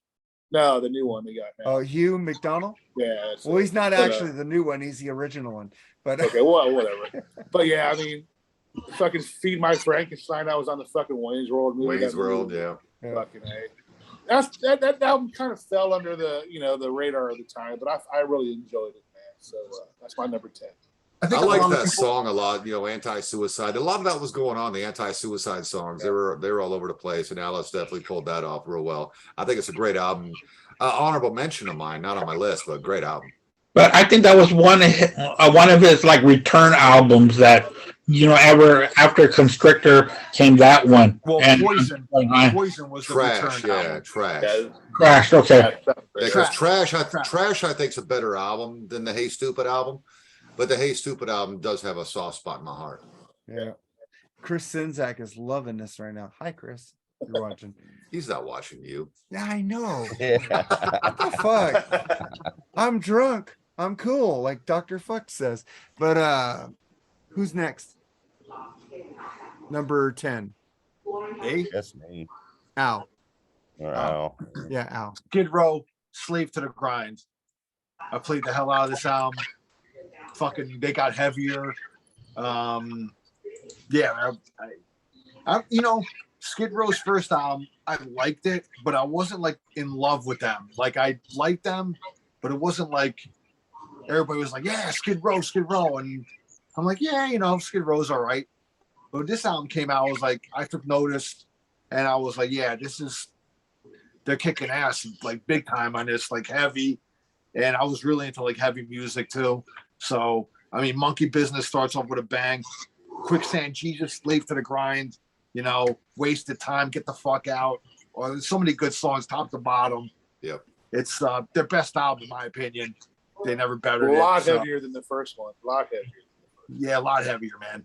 But they would even get heavier on the The next Human Race was even heavier, yeah. Subhuman Race was a great album too. That's my favorite. But I think this one off the piece, they were at the right place, the right time. All the pieces fell into place. They went on tour with Pantera. They took Pantera on tour and stuff like that. So I think Pantera kind of rubbed off on them, getting heavier and all that shit.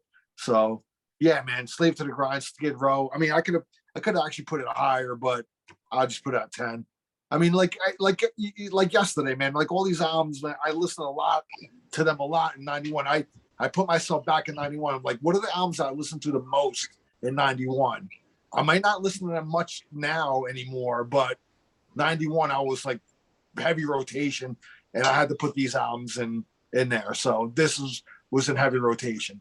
So Skid Row, my number 10. Good What's your album. number 10, Good Charles? That'll show up on a few people's lists. I'm sure. gonna probably clash with Andy when he just said it's only about Ice Cube. I'm putting NWA, Evil for Zagan at my number 10. Man, fucking Ren was bringing it. It's actually the last NWA I listened to that album a lot too. proper man. album. And, MC Ren was a good flower too. I could still say it. Yeah, a song called Appetite for Destruction Yeah, on that fucking great record. song. Because they hung out with a band that I might have on my list here. They were I rumored pretty to much tour. guarantee They were rumored to tour with them that year. I remember. Oh yeah, and also Skid Row opened for another band on my list here because they were always Bon Jovi didn't release an album that year. Bastian Bach was always on one of my dudes' dick. Always to this very day. He's on his dick in his nutsack. But NWA, I can bump at today. I can bump it Yeah. Get Out of Compton. I loved all of their shit. All And of it. And in fact, that album that you're talking about, because I can't pronounce it, MC Ren really did stick out on that album. He really did stick out. Ren stepped it up. Yeah. So, and it wasn't as good as Straight Outta Compton. Oh no. No, that's a stone cold classic. Straight out But of Compton is a classic, man. That's just a But game it- changer. Right, but it wasn't horrible. And just Oh like no, it wasn't horrible, but it wasn't a classic. I also Like liked Al- and Running. It was also good. Al said, I put myself back in those days, and yeah, I was like a first day buyer and listen to that all the fucking time. And every now and then I listen to it now. So it just stands the test of time to me. All NWA does. And I love Cube too. Yeah, but I just listened to Straight Out of Compton probably about a couple of weeks ago when I was driving home from my mom's. I popped it in, and man, it was really good. If that album doesn't hype you up, dude, it's like Fuck the police. That's like Straight Out of Compton, Ice-T's Rhyme Pays, and who the hell is it? Did you guys like Public Enemy, Fear of a Black Planet. Those three albums, I could bump them back to back to back, and I'm having me a good time. And Did you guys ever watch the movie CB4? Yeah. CB4, you know, Straight Out of Low Cash With Chris Rock. Chris Rock. That was a great movie, man. Shit was funny. That was a great fucking movie. But so what's your number 10, Nate? Getting out of the hip hop on this one. It's definitely pop. It's got a very new wave feel.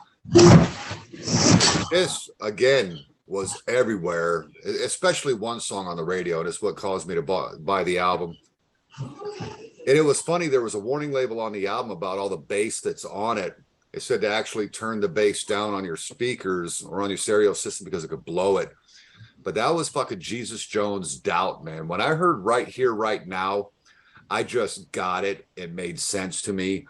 And it's just an all-around great album. When you open up with Trust Me, dude, that shit just bangs. It absolutely bangs. Who, Where, Why, International Bright Young Thing. It's a great album. I think of it as more of a 90s version of new wave, you know, pop music. Front to back is great. It's a lot of fun. It's the only thing they ever did that was worth a shit, if you ask me. I was going to say, have they done anything else besides that album? That's the only thing I know of. There was a lot of bands that came out there. You know, a lot of them made my honorable mentions that had just banger singles and great first albums, and you never heard from them again. Right here, right now, right? That was that Yeah. song of this. Yeah, great. Charles, are you thinking you're on the right podcast right now? Watching the world look different history. Did you like that? But did you like those beats, Bushy, in that album? Oh yeah. Check out the Stone Roses, because they just straight up ripped off those beats. They ripped off Jesus Jones. Yes. Oh, Stone Roses. I will check that out. Stone Roses, write them down. Because I enjoyed the hell out of that whole album. Cool. I did like Right Here, Right Now, but I never listened to the rest of the album. I didn't either.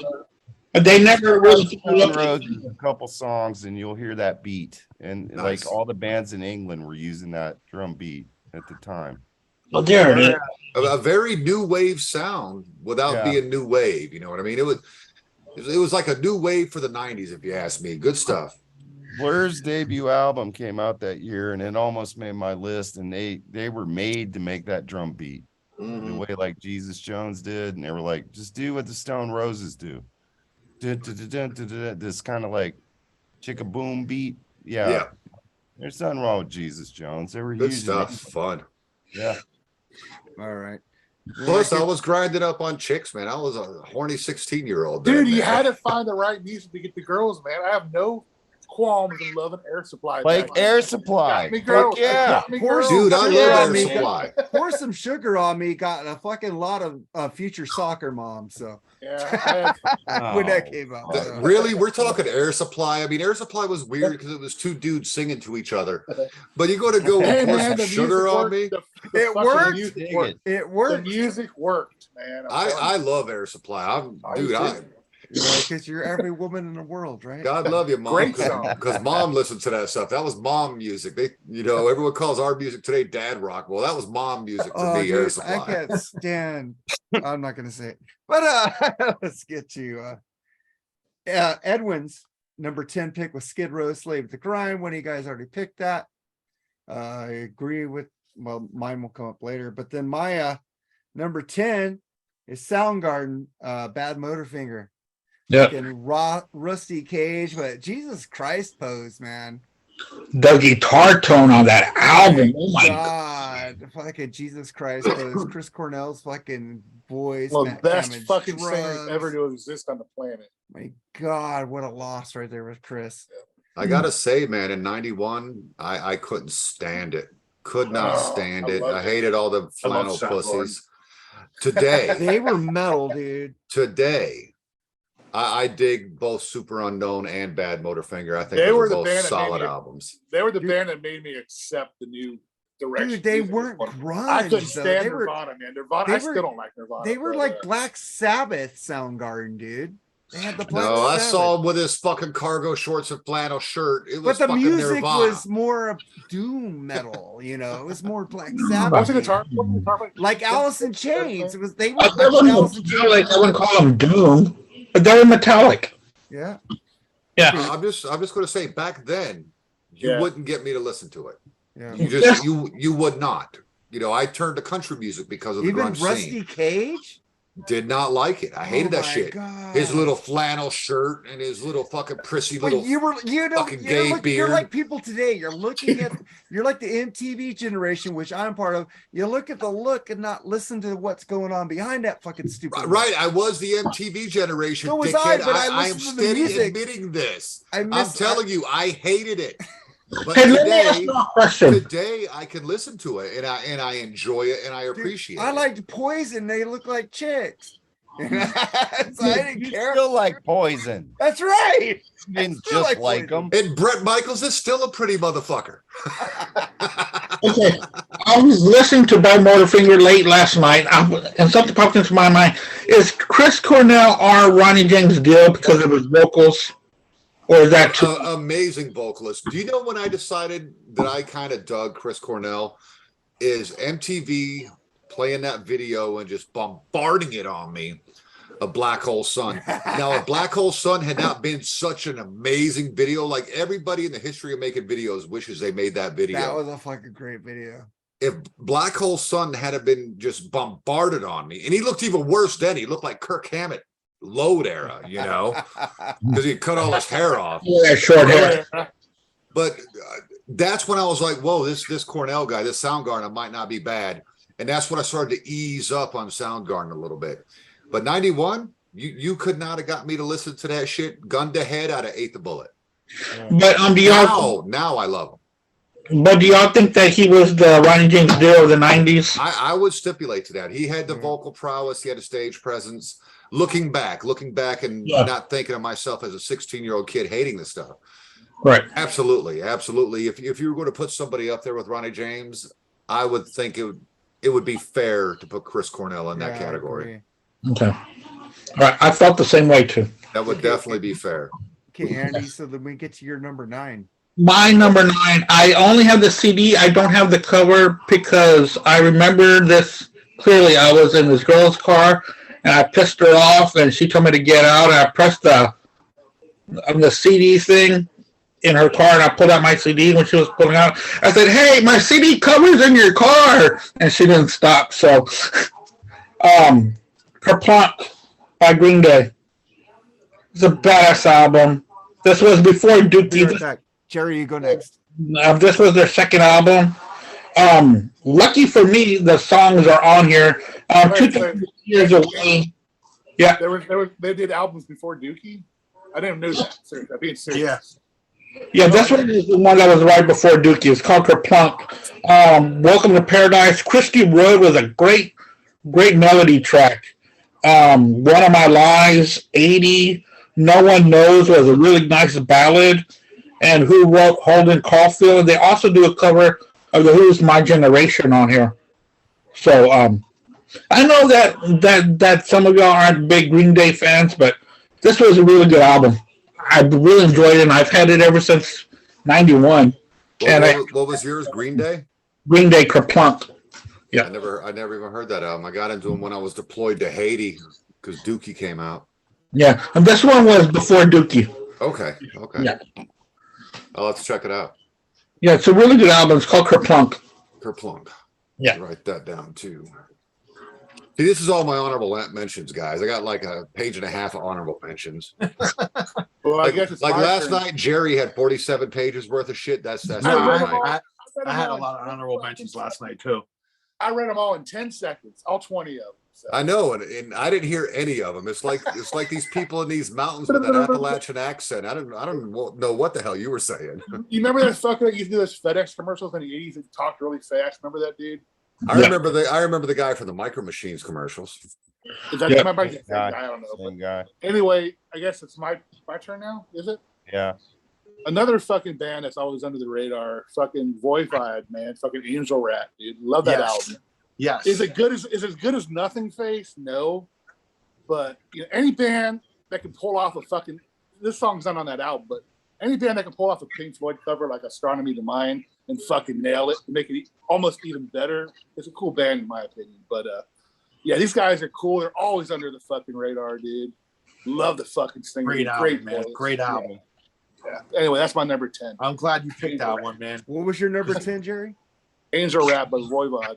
Oh, okay. Which I always ask you, do you have that now on your fucking metal station shit? I don't have any voice. Because I always try to request a Voivod song, and you always tell me you don't have it. Well, Yeah, I don't have any Voivod either. So it's a band that's under my radar that I That's still what I haven't need. checked out. I was gonna ask Metal Mike if he don't have it, he might not have it. Oh, Metal I picked Mike up- has all the thrash. I picked up If it I even picked goes up that Angel Rat. I picked up that Angel Rat album on Record Store Day this past November. So Oh, wow. yeah, great album, man. Produced by Terry Brown. Produced The by Rush Terry guy, Brown as Rush well. guy. Yeah, yeah. Yeah. I mean, best regards, man. The fucking Prowl, man. Fucking great fucking tunes, dude, off that record. So what's All your, right. what's your number So it's 9 my now? turn. Yeah. All right, I'm gonna ask Charles to do earmuffs, bro. Do earmuffs. It's gonna be Van Halen's For Unlawful Carnal Knowledge. Yes. Oh, Can't Listen, argue man. the power of that record that year. oh, the Listen, I power. agree wholeheartedly. Listen, man, I Instantly limp. pumped that album a lot, man. It was, I mean, Eddie got heavier again, thank God, because I was kind of giving up on him. I know Bushy likes OU812. I like OU812 as well, Yep. but I want Yeah. Eddie to get back some heavier riffing, and he did on this album. I will say though that probably Alex Van Halen's best drum sound on an album. I love his drum sound on this album. However, I wasn't too fond of Eddie's tone on this album because his Marshalls were failing at that time and they were getting redone. So he resorted to using their Soldano amps, and I think it changed his tone like drastically. And I didn't dig it like all that much, but I still like the album. I pumped the album a lot, so it's got to be in my top 11 because I listened to it a lot that year. So, Yep. Whether Charles likes it or not, earmuffs. I don't care. See, now, But put Sammy aside. I'm not the fucking band and the music was still good, man. The fucking guitar, the drums, and the bass. I just never could get Sammy's voice, man. Right And you can hear- now, but And you can hear, I and you know can I hear don't Michael, like it, dude. I'm but- saying. and you can hear Michael Anthony again. You can hear his bass like really loud in the sound, which was great. Yeah. that was Eddie. But- That The was- mix, yeah. Bushy did do. Bushy did like OU812 on the Freeform Rock Oh. podcast. I know And he likes did Louis Women Vuitton. and Children First also. But you realize that he likes OU812 better than Women and Children First, which I don't agree with him on that because I love both albums, but Women and Children First is you can't beat that album. Pretty Hey, can. listen. OU812. Yeah. Listen. So, Everybody has their taste, man. Bushy likes OU12 better. That's, I mean, everybody. I gave listen, that to man, Charles, letting him know. Listen, everybody has their faults, bro. You know, Bushy obviously has. I like mean, the there's- bluesy guitar sound Eddie has there's on no- OU812. Man, Cabo Wabo and fucking No, finish I what you started. Make that I record get it, for but me. I get it, but better than I like Women Cabo and Children Wabo. First. You Yeah. need to go to a psychiatrist, bro. But anyway, I think a lot of times Dave is overrated. The first song's amazing. Oh my God. Diver Down's amazing. Can we get off the topic? 1984 is okay. It's 5150. And I don't like 5150. So Good. Really? so I that's think my that's number. the best- I think That's my the number best 9. I know Charles. I know Charles doesn't even have it as an honorable mention, so I'm not worried about that. No, of course not. So what's your number 9, Charles? It's a dishonorable It's a mention. dishonorable mention. It almost turned me to no music at all. Fuck this shit. Just listen to talk radio. King of Pop, Dangerous, Michael Jackson. Fucking Never love went it. that way, dude. I stuck with rock and roll and metal. I That did shit- too. Fucking, I was a senior, man. It was fucking huge, dude. Fucking, I wasn't Dangerous so was still hot a big on- album, man. It Probably was. his last real good album. Bad Yeah, was it his wasn't- last great album. Dangerous was last good album. Wasn't as good as Bad or wasn't as good as the other ones, but it was still really good. Yeah. I didn't want that wild about Black and White, the song, but I loved Remember the Time, Jam. Oh, I remember the time. Such a good song. Oh, That video was epic. man. Yeah. I mean, it was still such Eddie Murphy? I mean, in the end, it wasn't as good as I like Bad probably a little bit better than Thriller. I do And I too. love Off the Wall. That's a great album. But That is awesome. Dangerous was phenomenal, and it was a huge album that year. I mean, Yeah, I love Yeah, that record. like I it's said, it's an that honorable Black and mention White for was- me. Black and White was a little overrated. I thought a lot of hype with it. Stupid long video. I dug it. I like the Macaulay Culkin thing, but Home Alone I was actually great read at it. the time. It was. I remember the was time. fun. Yeah, was what made it. I think that's. Oh, what- remember the time? Great track. What a great Yeah. track. It's a great album in general. Once you listen to the whole record, so it was Yeah. phenomenal. I agree. Has to be on there. All right, Bushy, what's your number 9? Oh man, number 9. Y'all gonna fuck with me hard. And that's just because I heard you motherfuckers laughing when you mentioned now the fact that somebody called this a number 1 for this year is insane. But man, you cannot deny these guys were everywhere. Man, fucking Spin Doctors. Pocket Full of Kryptonite. What a great fucking album. Little Miss Can't Be Wrong, Jimmy Olsen Blues. That shit was so good. I don't give a fuck, man. I don't give a fuck. I do like the song. Two Princes.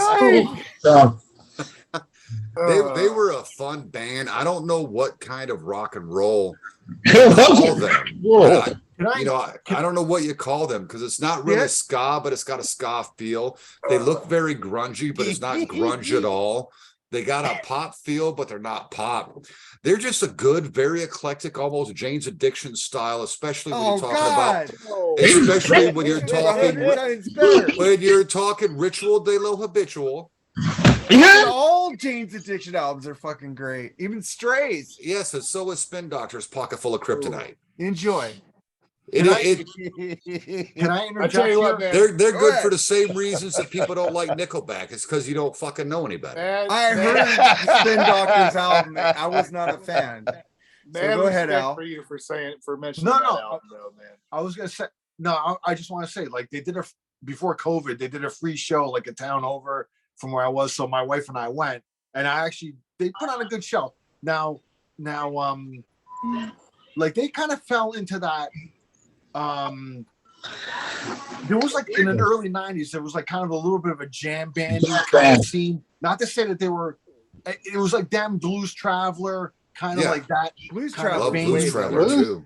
Blues Travelers. They're Dork awesome. rock. Blues Yeah, Traveler Dork rules. rock. Well, anyway, listen. So Come on, Al's trying to help my case here. You fuck, shut no, up. no. But when I saw them live, the singer, I think his name was Chris Barron, right? Yeah. Sure. Dude, he was fucking doing David Lee Roth shit, bro. Doing splits in the fucking air, So he's, and I was like, "What is this guy on, bro?" but was he still monotonous with his voice? You mean like Geddy Lee? Not even monotonous. Oh. Geddy Lee's got character. This guy's like hippy dippy, Fairport Port Shots Convention. fired. Hi, Lee. Work convention. whatever, dude. You it, I don't think they're a bad band. I think they're all right. They You know, hit, I- They might if 93, they had a different singer, I'd be great with them. But Like it came Hootie and out the in Blowfish. 91, I but can't didn't stand it, like, Darius hit? Rucker's voice. Oh, I love Hootie and the Blowfish. Go, Dude, Charles. Hootie the Oh, I Blowfish, draw the line. they there, were too. everywhere I'm too. That was sorry. good stuff. No. Good stuff. Next album, nice. That was a good album. Jerry, you like them? Andy is now my brother What's that? fucker. You guys You all like suck. Hootie? Andy is my brother fucker. Thank you. I like one song from Hootie. It's that ballad they did on their first album. Better Better Be. cry. Right, yeah. Great song. That's the only song I like from them. And time. Why do you punish me? Now, what Hold My Okay. Hand, Stop torturing me. it's now. kind of refreshing because it was kind of new and different when that came It out. wasn't new. It was But no. I mean, I don't oddly like it, enough, but I'm just saying it was different. It was kind of like when No Doubt came out. It was a change. Of, Yeah, because the same thing happened to me. no doubt was ska. No, Because it was the like Dolphins happy- made me cry. They were It was like happier music, ska. man. Get away from the depressing grunge Specials shit and shit. and getting a little bit happier. Rockers. You know what I I mean? thought they hit like a couple years later, though. I mean, that album came out in '91, but I seem to recall. Oh, did it? I don't know, but I'm just. A little It just bit seemed like later. it was. It was But not- no, that wasn't ska. They were pop. No doubt Ooh. was their first album was a total ska album. Oh, they were like No, Green but- Day, like how Green Day is not punk. They Right, were like, exactly, You know, this exactly. Green Kinda. Day. I like And Green then- Day, so I'm with you on that, Andy. Yeah, well, I know. Thank you. Thank you. I like Green Day. So Bushy, what's your number 9? What the fuck? Oh yeah, Spin Doctors, pocket full of kryptonite, cunt. You already did it. Oh yeah, my bad. Damn It's it. my turn. So Edwin picked Prince and the New Power Generation, Diamonds and Pearls. Good one. Fucking Damn good. great album. You can't go wrong with any Prince album. Dude, I Great love one. Prince. Yeah. Fucking great, man. And then I picked this album was in my car. This album was bumping. This we were driving down Sunset Boulevard, bumping the shit. I had my 12-inch woofers, fucking that bass line on the fucking title track. No More Tears, Ozzy Osbourne. Okay. Yep. This fucking I album love was fucking. That album is still in my life, like all these albums are. But this album, I fucking just put this on to hear that fucking opening bass line and No More Tears, and that solo by fucking Zach. Bob Daisley tearing it up. Oh God my damn it. god, it's so fucking amazing. That whole album, fucking Mr. Tinker Train. Oh my god. I don't It's want Thank to God change the because- world. Fucking great. Thank God for record. no, Mama, no rest Coming of the weekend was Home. terrible. Huh? See, Thank my God. life coming home, I think, is the weak spot on the record. But it's still good. It's not It's a bad. very good album. Yeah, great album. Fucking, Yeah. fucking. Third best I album. like AVH and Zombie Stomp are my two Zombies. favorite tracks on that record. Love Great that. Love songs, those, too, man. But fucking Ozzy, man, that could be number 1, but I had to pick something else number 1 because My number one's going to fuck you guys so much. I can't wait till we get to it. So you get to your Ace of Base wasn't around, were they? oh god, Dude, I they love were- the sign. Don't you fuck with me. Oh, Why? God. I actually do, man. Stop. I was care. dancing in the First- clubs. I was in that- the army, dude. I was that- fucking everything that moved. You know, I Clicks a didn't hole in a serve in heartbeat, the I was army, on it. but I got PTSD from Mark can get fucking mad. I love it. The Ace sign, of all that Base, she Ace wants. of fucking Yes. Base. My first Great. wife Love who it. cheated on me after 8 years, that was her favorite fucking band. I had to Don't let hear it that go. fucking shit, and I got yelled at by her when I played Crazy Bitch by Buck Cherry. Why are you playing that song? Because I'm listening to fucking Ace of Base. Dude, they're like a new wave ABBA, which you Nah, hate. man. ABBA. Yes, Yeah, yes, that was- Oh, yes, see, thank you. It all makes sense.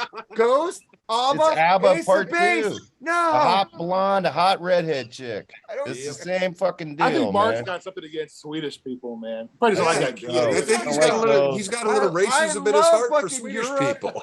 I love Europe. I love Europe and Norway. I love fucking aha. So fuck you guys. Roxette is an The honorable one mention. song. I like Mark. Oh, dude, my Roxette, ex-wife I love loved Roxette's an Roxette honorable too. I heard mention. Joy Love Ride so Roxette. many fucking times. Roxette was awesome, man. God, Fuck yeah, you know rest what in other peace. band she played all the time? Savage Garden. I got Oh. PTSD from listening to Nobody heard Savage of them Garden. until you brought them up. Huh? I never heard of them. I until you brought them Yeah, up. my ex-wife, Oh, one of her God. favorite groups. Whatever. I had to listen to that shit all the fucking time. I I've don't listened know. to some pretty crappy music for a blowjob, Mark. So quit complaining, dude. She didn't You know give me a blowjob. When I first heard Savage Garden, I thought it was Roxette. Oh Man. god! All right, Roxette- so, Roxette Good, was man. good. I liked Roxette, but so that was my There number was a 10. couple Savage Garden tracks I liked. Oh fuck you! All right, not me, but No, just a couple tracks. I didn't say No, albums. where Tracks. you at? Where There's you no songs you should like by that guy. Where the fuck I are we like at? Ace of Base, though. Damn it. Oh God, Beautiful dude. life. God. Oh, Beautiful life. Oh. Oh, I'm getting fucking shrapnel into my back. Here we right are now. singing their songs and we're ragging on them, yeah. Fuck. Hey, you know what band I did like was T'Pau. That was a good band. But it's a T'Pau, but whatever. Paul, yeah. What a was good that band. one song that redhead? Yeah, was a- T'Pau. No, it was a club tune, a really big song in the early '90s. Groove is in the heart. Yeah, that's it. I like Delight. They were great. Like- I love that song. Delight. Delight. Yeah. Fuck you, dude. The right. Groover, baby. I like that song. Had Bootsy fucking that? Collins in it. Come Lucy on. Collins. Yeah, And, yeah. good stuff. And also Q-Tip from A Tribe Called Quest was on there as well. All right, Yes. man. Let's digress here. It gets your number 8, Andy. My number 8 is probably going to be on Mark's list later on. I think only his list and nobody else's. But Tom Petty, Into the Great Wide Open. Fantastic. Great album. Good. I remember when this came out. So I am going to stick to a lot of albums, if y'all haven't noticed, that came out in 91, because this was when I was really getting into my own music. But yeah, this was so good with the videos that were coming out. But Into the Great Wide Open, Learning to Fly, Two Gunslingers. This was just so good. Into the Great Wide Open is one of the best videos ever. Fucking Johnny Depp, fucking Faye Dunaway, man. King's Highway. I mean, this was so good. And what was so different was that this was one of the albums. If you follow Tom Petty's career later on, this was the start of the epic songs and the Heartbreakers turning into, I want to call them a jam band, but they start to get into a groove. Their songs were getting longer, and their instrumentation was just getting better and better. Yeah, but the thing is, when Mike Campbell hits that long leads, dude, it's like ear candy. You don't even notice it's long. And the keyboards were just perfect background for it all. It was just so good. So good. It's a great album. It's an honorable mention for mine. Like some honorable mention list over here. Yeah. But if it was Full Moon Fever year, Tom Petty would be on my list. Yeah, but this was, I think, one of their best albums. Great album. Great Yeah, album. it really is. And that's because I love a lot of Tom Petty albums, but this one, because I was 16, it was new, it was important to me. So that's why I put it on there. Yeah, it was tough to keep that one off. It was tough to keep that one off. I I'm a don't know. bigger Am Full I- Moon am Fever I a fan. Tom Petty That was the only fan? reason I I don't was know. able to let it slide for these other records, because it was tough. What is 'Cause I'm that, with Mark? you. We're obviously the same age, Andy. Mark, what was that? That was 97 Live at the Fillmore and Tom Petty's American Treasure box set. Nice. Yeah. Good stuff, man. Hell yeah. Tom Petty's an American treasure, man. That guy. Yeah. Every decade. He was relevant in every decade, really. Every decade until he went. Yeah. Yeah. All right. Again, I had like 2 or 3 times where I could have saw him and I fucking never went. I saw him I'll 7 regret that for times. The rest of my life. Amazing shit. You always saw- think there's I saw time him a to see couple these times. guys. You always think there's time to see these guys, and then Yeah. Yeah. Now we're old and oh shit. And I they're feel you, old. dude. I was in Watertown, New York, man. I was not allowed to go to concerts when I was this age, 16. I was just not allowed to go. I missed Skid Row Where- over for Bon Jovi and blow Bon Jovi off the stage. I Where- missed that. I missed so much in the 80s and 90s because my uber Christian conservative parents were already pissed off I was listening to this kind of stuff. They were not going to let me go see it. It's the what is it, Detroit Rock City? It's bad enough you listen to this, Okay. but tickets. That was my parents. That old lady. What was- that was my parents. What was the closest venue to you, Bushy, that if you would have went to a show? The War Memorial in Syracuse. Oh, okay. So you're way up there. Okay. Yeah, I was way up in Watertown, 30 minutes from the Canadian border. Now Okay. I did sneak off to the Lost Horizons in Syracuse, New York, which is a club. So I did get to see White Zombie, when they were still clubbing. I did get to see Typo Negative when they were still clubbing, but that's because I stayed at a friend's house and we snuck down. Yeah. You know, that's the only way I got to see shows. But to actually get tickets to go to an actual show, an arena, or stadium tour or whatever, it wasn't happening. Yeah.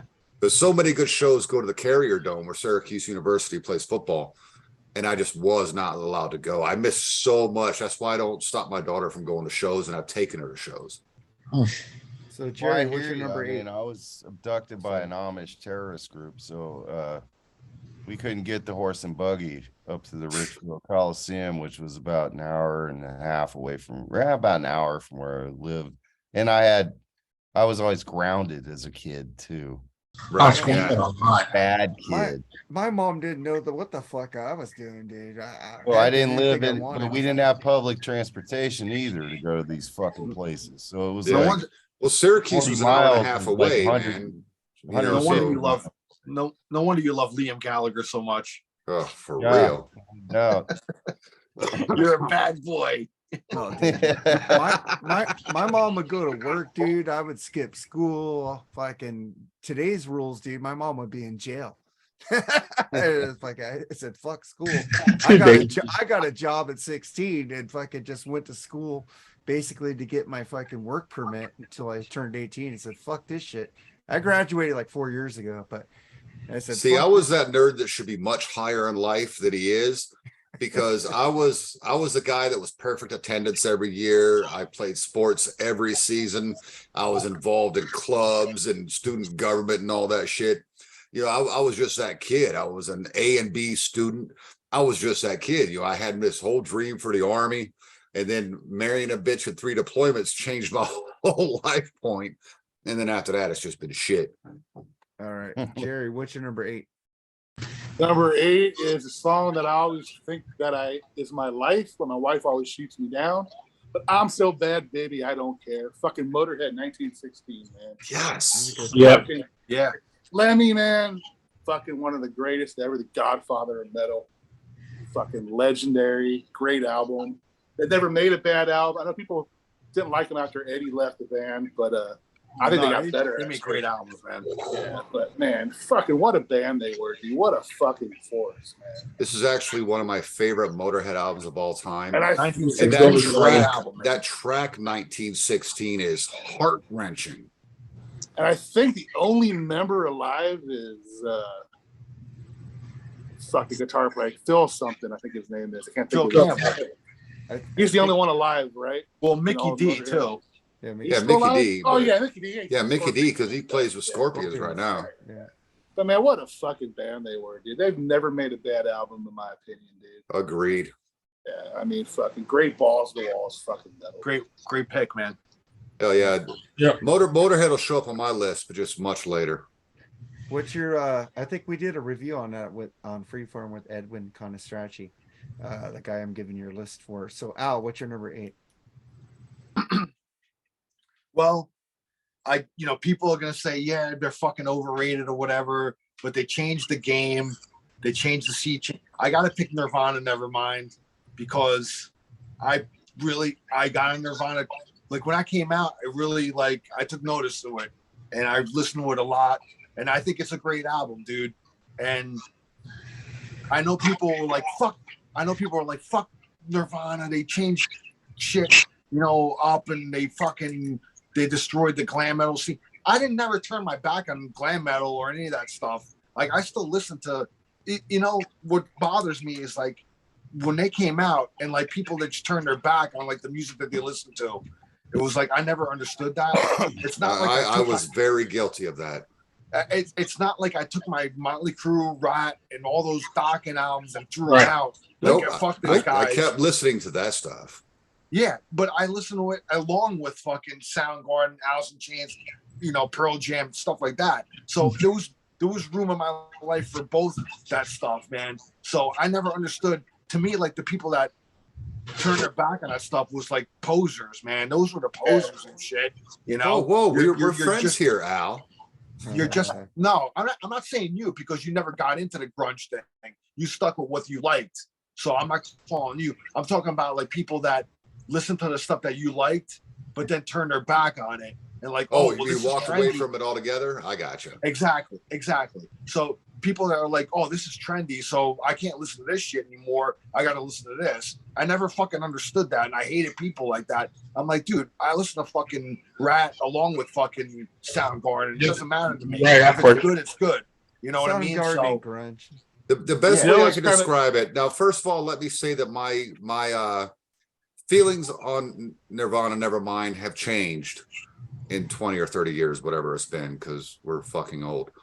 Back then, I couldn't stand it. I hated the whole teen spirit I thing. got it. I'm like, what is this shit? This is, what is he so fucking depressed about? And what is he saying? Because that motherfucker couldn't put words together to save his life. I absolutely hated it. I did stop listening to new metal, anything coming out at that time with that grunge movement. I like cut it off. I switched over to country and stuck with my pop that was coming out. I listened to the new pop stuff that was coming out. I was listening to the new country that was coming out, and I stayed in my 80s zone until the late 90s when metal got pissed off.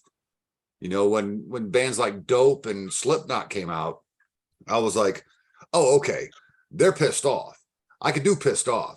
These, I used to call it risk cutting music, this grunge stuff. I was like, why are you so fucking depressed all the time? I was that guy in the 90s. I didn't get it. I didn't like it.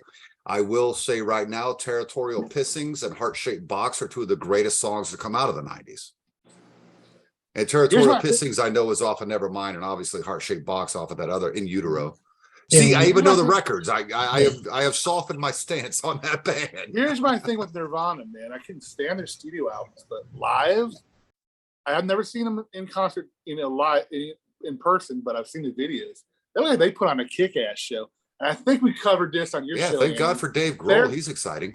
Their fucking Unplugged show was one of the best MTV Unplugged ever. Ooh, Yeah. Disagree. Best. Oh, man, I loved it, dude. And I'm not a Nirvana fan. I like Damn Dude, Yankees. that was Unplugged. just so fucking...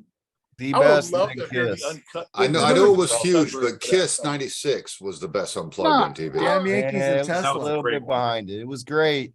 It was great. I agree. But I Nirvana can't deny that fucking one. That fucking girl I- yelling, "I'll play Ricky." These days, I like, can't deny what Nirvana has given to the world. I didn't get it back then. I was such a prick about it. Who? I'm glad that I've softened on it later on.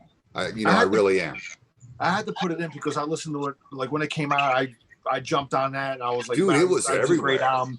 It was But everywhere. now, I mean, it's not like I listen to it much anymore. I mean, I'm burnt out on it.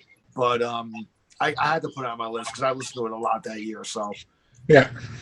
You know what's funny, Alan, and I hate to rag on Nirvana because I know that this is one of those bands. It's like Kiss fans don't fuck with Kiss. Nirvana fans are the same way. But I never understood Polly. I'm like, That song's one of the few songs I like off that album. well, of course you do, Mark. Of course you do. I like Polly Want a Cracker. Polly wants a fucking cracker. Of course you like that fucking song. Because it's sarcastic. I like guys- the sarcasm on that song. It's being you guys are like- sarcastic. you guys are like oil Actually, and water. that man. actually Yeah, happened. we You're are, right. aren't we? And I love this guy. I get to meet this guy finally for the first time face to face. You know, I got an idea for a new show. I think Mark and Bushy should have a show together and call it the Oil and Water Podcast. They just pick shit that we each like, but the other hates. The Oil and Water Podcast featuring Mark and Bushy. Oh, guys. So that was your number 8, Al? Yes. Okay. It's a respected pick for me today. 1991, we wouldn't talk. Charles, what's your number 8? REM, Out of Time. Oh, that's a good one. I did not figure you for an REM guy. I would Fuck never yeah. have thought that. I would never have thought that in a million years. Dude, this Why? week on the Freeform Rock Show, I played REM's fucking from Monster album. REM is a great band, man. Dude, I love REM. Michael, I so agree do I. with you. I love REM, Dude. man. I Shiny love- Happy People, fucking Losing Losing My Religion. Come on. it's Yeah, good. Automatic, like Look, Shiny automatic, Happy People was a automatic good for song. the people, dude. Automatic for the people. Fucking Everybody Hurts and all Yeah, that if fucking you don't feel Everybody Hurts, there's something wrong with God, you. that song Dude. is fucking the amazing. fucking Yeah. song. Is that the one with the Sidewinder Sleeps Tonight on it too? Yeah. Yes. Yeah, that is a good record. Then The down song, the road, but the frequency, Kenneth. But I mean, Yeah, that's off Out of Monster. time was everywhere. It was but the song everywhere. belong. The song belong off Out of Time. I love that fucking song, dude. Dude, It's almost Into an the- instrumental in a way. Dude, Like their sweet voice. IRS Beautiful song, years, man. dude. Beautiful Fucking song. IRS years are amazing. That's my Before favorite they went to stuff. Warner. Yeah. Yeah, the Out of Time honorable mention. It definitely made my honorable mentions. Yeah. Dude, this 91, what a hard year. I thought 83 was tough, but 83 had so much metal. I could be like, okay, no, because I'm still listening to this shit today. 91, I was 8 in 83. 91, I'm 16. I'm a teenager. I'm banging chicks. And the music you're listening to when you're banging chicks is music you love the rest of your life. So I shudder to think when you were. I shudder to think what you were listening to, Mark, because you like Duran Duran. But Milli Vanilli. Okay, let's listen to a real band who can play instruments. I Bumping wasn't banging Marky chicks when Mark. Billy Vanilli came out. Somebody's got Marky Mark on their list. Damn it! Honorable mention. Marky Mark and the Funky Bunch. Good Good vibration. vibrations. You know what? Love it. And Can't help Charles, it. Love it. you still going on your number 8, buddy? No, I'm good. Out of time. Already. What's your number 8, Nate? Out of Time, great fucking record. Mine's already been mentioned. Ozzy Osbourne, No More Tears. There's really not a lot you can say about that record. That title track video when that dropped, it was amazing with the chick, the water filling up. I mean, it was just a real cool video. I'm not a huge Mama I'm Coming Home fan, but Love that song. You're Love right. that It's not a bad song. Road to Nowhere is way, way better. Ooh, I don't know. AVH rules, Zombie Stomp. And what was the one that Hellraiser. Hellraiser that Lemmy did also. Man, it's just top to bottom. Like even Mama I'm Coming Home, I won't skip. If that's one of those records or CDs, or even if I play it digitally, I just slap the whole album in. I'm gonna listen to the whole thing. As far as Ozzy goes, that was Ozzy's last great record. I agree. He's had some very good records since. I mean, the one right after was very good, the one with Perry Mason and all that. Yeah. It was very, Osmosis. very good. Osmosis was good, yeah. too. Yeah. But No More Tears was his last great album. Yes. And as far as I'm concerned, he redeemed himself a little bit with that last record, man. That last record was so good. It's good, loved but It's sad. It's old Ozzy contemplating death, man. It's a very dark album. You gotta go. You listen to it with that mindset. And the great Jeff Beck is on there. Yep. But yeah, No More Tears, man. You're right, dude. That was bumping everywhere. That bass line was fucking sick, and that guitar solo. I mean, Zach. I mean, we discovered Zach with No Rest for the Wicked, and we knew that this guy, Ozzy, he's like, no, I'm going to have a good guitar player. You know, when he says good, he means stellar. Dude, Zach, he was really good on No Rest for the Wicked. But boy, when this album came out, yes. holy shit, he let it go, and he just wailed. You mentioned you don't like Mama I'm Coming Home, but that fucking solo is one of the best. Amazing guitar solo. I didn't say I don't like it. I say it's the weakest on the album. All 'Cause right. I like Road to Nowhere. The solo on Road to Nowhere. Oh God. I'll take that all day long at Twice on Sunday over Mama I'm Coming Home. But I don't skip Mama I'm Coming Home. I think Mama I'm Coming Home is the burnout factor. Because when that song hit, it was all the time. True. I would rather listen to Close My Point Eyes taken. Forever again. You know what I mean? All right. So That's a great song, man. So we get to Hell yeah. Edwin. So was the Device version with I love me some Lita, man. David Anytime. Draymond and Lizzie Hale. It was a good version. Check that out.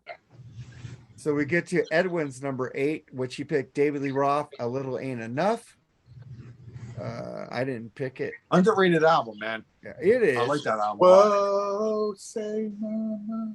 And then I got my number 8, which is I still don't consider it a grunge album, Pearl Jam 10. It's like I remember we're You listening can't to deny some- that album, some man. records. Fuck no, man. No, we're not listening at to all. some records like CDs in the car.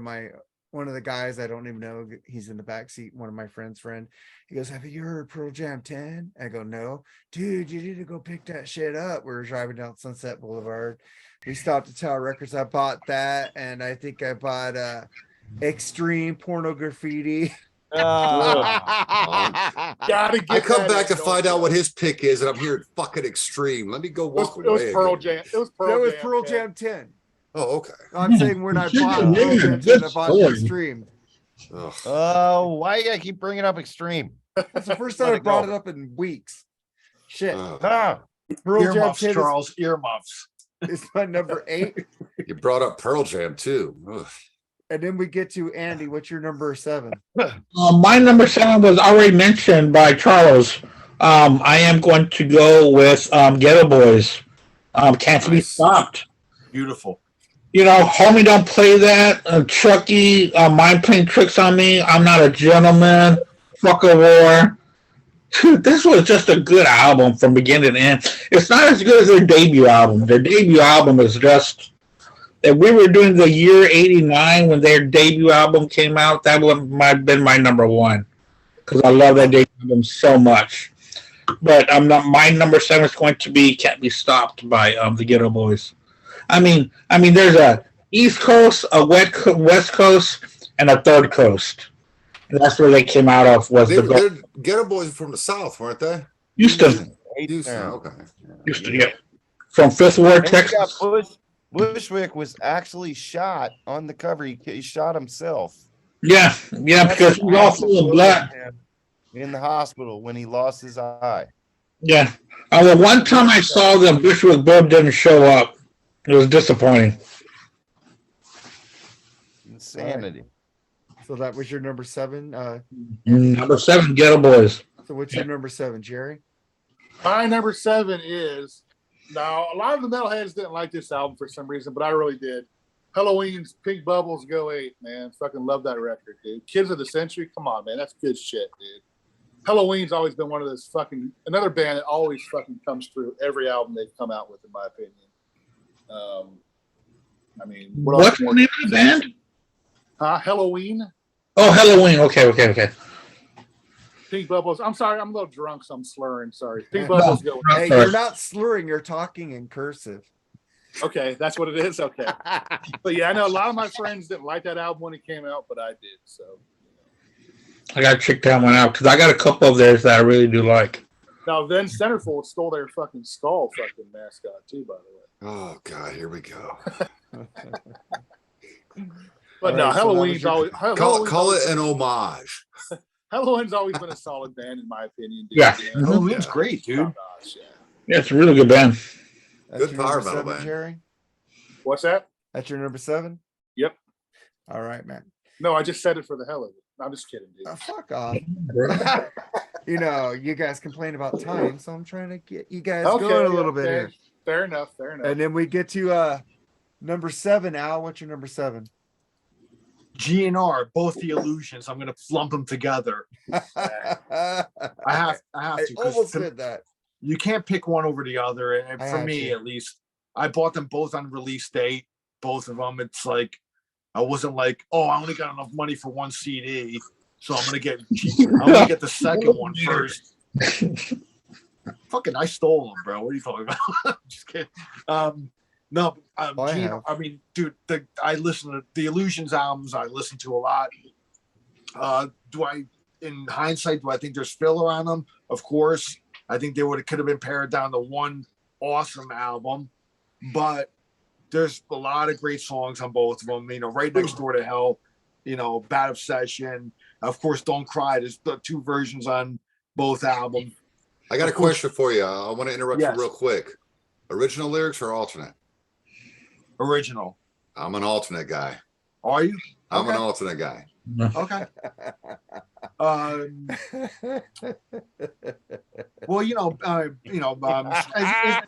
Izzy Stradlin still wrote great songs on an album, Yes. and after that, that's when they really fell apart. But I mean, Izzy Stradlin is probably one of my favorite members in that band, and to me, his songs were great, and he was like the glue in that band, in my opinion. So, November Rain, obviously, that's a classic. It's an epic, you know. Civil War, another epic. Oh, You know, Yesterday's is one of my favorites on there. Estranged is some of It's a good Slash's song. greatest That's a good guitar work. Yeah, Not Strange. bad. You know, Strange, not bad. Yesterday. That's a good what, song. you know, like Yesterday's. I love Yesterday's. I love Get that to it shit. later. Love that But shit. November Rain. Years. Oh, come on. If you want, Yes. if you want to hear Charles' opinion on that albums, go check out the Freeform Rock podcast. Okay. We'll hear when we get to number one. That's gonna be Charles' number one. We'll see. But I We'll lumped. see. I put both of them together because they belong together. So I'm cheating, but I don't give a shit. You know, so that's my numbers. What, 7? Yeah. There you go. What's your number 7, Charles? We already covered it. Somebody did Slave to the Grind, Skid Row. I'm one of the weirdos that did prefer the debut album though. Good album. Thank Good you. album. Thank you for I saying don't that. know. Great I'm album. not saying it's a bad album. But I liked Slave to the Grind and where they went in that direction. I'm not going to say I didn't. I mean, but in the end, I still did kind of prefer the more glammy Skid Row wannabe version. Slap me sideways. I don't care. I did. It wasn't even that glammy. There was a couple It wasn't radio glammy. hits that were glammy. The rest of that album's a piece They of had me. the better, You know, well, they had the better version of Rattlesnake Shake. They showed Motley Crue how to do it. you know what? I'll stipulate. I'll That's true. stipulate. That is true. But That's Even a though I much like, better even though I song. like Motley Crue Rattlesnake Shake, I'll stipulate. I do like Slave to the Grind a lot, though. It's almost thrashy a little bit too. It's Very a heavy, little very bit. punky. Very heavy album. It's completely different from the first one. It really is. So I dig it, man. I'm with it. It's in my top 11. I put it up there pretty high, at 7 or wherever we're at right 7. now. So fuck it. Hell I yeah. dig it. All right. What's your number 7, Bushy? Well, I gotta say, I don't know if Andy's my brother fucker anymore. Because I'm with Al, dude. I did the same thing. I said GNR Illusions. Both those albums, absolutely dynamite. Gun to Head, make me pick. I'm an Illusion 2 guy. But dude, Coma alone seals Best song Illusion ever. 1 as an amazing song. album. Good song.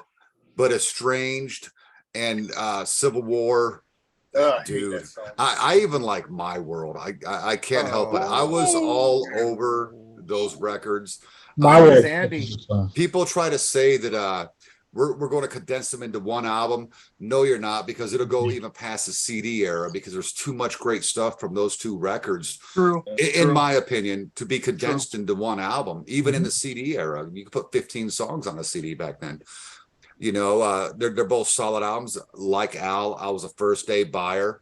I gravitated a little more to 2, but I could sit there and I could spend 3 hours and listen to both those albums back to back, you know, and completely satisfied. I think it was their best writing. Yeah. After Izzy left, you definitely felt it. Although I do think Chinese Democracy is a solid album. I do too. You definitely feel the loss. It is a little more bloated because everybody's so used to Appetite. And then you get Lies, which is a little tease, and then a live EP they released, you know, when they were clubbing on, you know, on the second side. Man, the Illusions albums are absolutely amazing. Slash, I don't know how heroined up he was, but his guitar playing was absolutely on point. Axl never sounded better. Duff McKagan was doing some great things on the bass. And I like Matt Sorum as a drummer. I know everyone bitched about, you know, Steven Adler being gone. I prefer Matt Sorum on drums Great in drummer. that band. Great They're drummer. just 2 solid albums that have to be acknowledged as one. Al, that's so funny. My number 7. I'd show you my whole thing, but then you guys will figure out what my other shit is. But yeah, I didn't write anything down. You know, when I write down, I bring my other sheet of paper over here. Number 7, both Illusions albums. I cheated too.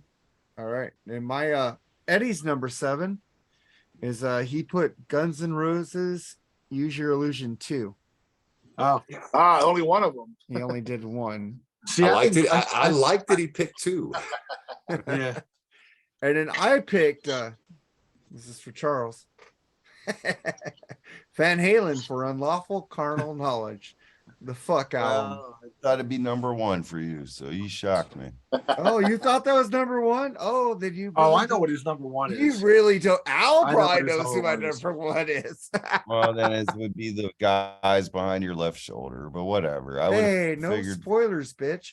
Oh, yeah, it's a I don't spoiler. think, actually, that's not the one I think that's his number one. Oh, Oh, Yeah, then, but Mark just gave it away. fuck off. And then, well, They'll change it real unlawful fast. carnal knowledge, fucking pound cake, Judgment Day, on top of the world, fucking right now, fucking killer, fucking funny video. I love that song, Fucking dude. great fucking song, Right man. now, hey. Fucking It's in your and out. I tomorrow. fucking love that album. Has a fucking groove. Fucking Sammy didn't sound.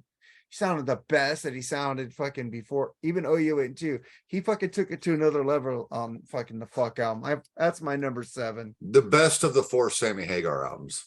I agree. Hmm. Oh wow, really? Yeah. Yeah, because Balance is trite, man. It's garbage. I like Balance. I like Balance too. I like Balance and 5150 and OU 812. I like them all. I had to have Mark send me 5150 and Balance. And I listened to 5150 and I was like, ooh, this is just like all the jump, or not the jump, but the 1984 rejects. This is horrible. And then I listened to Balance and I was like, oh, this is why I don't know anything off of this record. Oh, yeah. And I listened to Van Halen 3. Fuck you. Van Sharon is definitely the worst. Van Sharon. God, that's I garbage. said I like. I Yeah. said I think it's better than it was. That's it. No, it's not better than it was. You don't like Fire It's, in the it's Hole? exactly where it was. You don't like Fire in the Hole or Without You? No, like You only like Sharon, Mark. Only Yeah. you, dude. it gave my No, computer Al likes age. Sharon. One of your best shows, Mark, was In fucking- Extreme. You had Yeah, Ralph in on Extreme, doing- but you like Sharon. You had Ralph Yeah, doing. I You don't had think Ralph Sharon's doing. bad. You had Ralph doing Balance on it. That was one of the best shows you've ever done, man. Oh shit. Oh, that's the one when he was getting brutalized. Yeah, big time. He's like, this That's why I fucking love- sucks. Why did you? That's why I fucking love Mark, man. He takes a fucking beat and don't give a shit, man. That's why I Not love at him. all. That's great, and I think that's awesome. Yep. Agreed. Because I Not fuck with afraid. Mark all the time, but I love this guy. Yeah. Yeah. So that was my unlawful carnal knowledge. Should we get to your number 6, Andy? Metallica, the Black Album. Oh, okay. I was gonna say it's all black. Yeah. Black Album, man. A little better. I can't see anything. The Black See, Album. I'm blind. I'm blind. This is a really good. That's Spinal Tap, right? It's kind of. It's kind of a.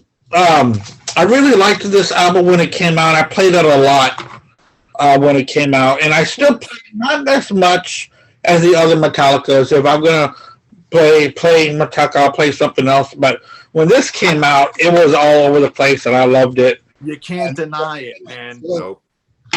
Huh? It what now? You can't deny it, dude. No. Yeah. You can't deny that album. I mean, they released so many singles off of here. They really introduced themselves to the whole world. They made themselves a little bit more accessible to the masses. So, the Black Album was my number 6. What's your number 6, Jerry? The Black Album would be my number 12, Andy. We weren't doing 12, but yeah, great record. Great record. It's one of the saddest albums ever, I think, in the history of music, man.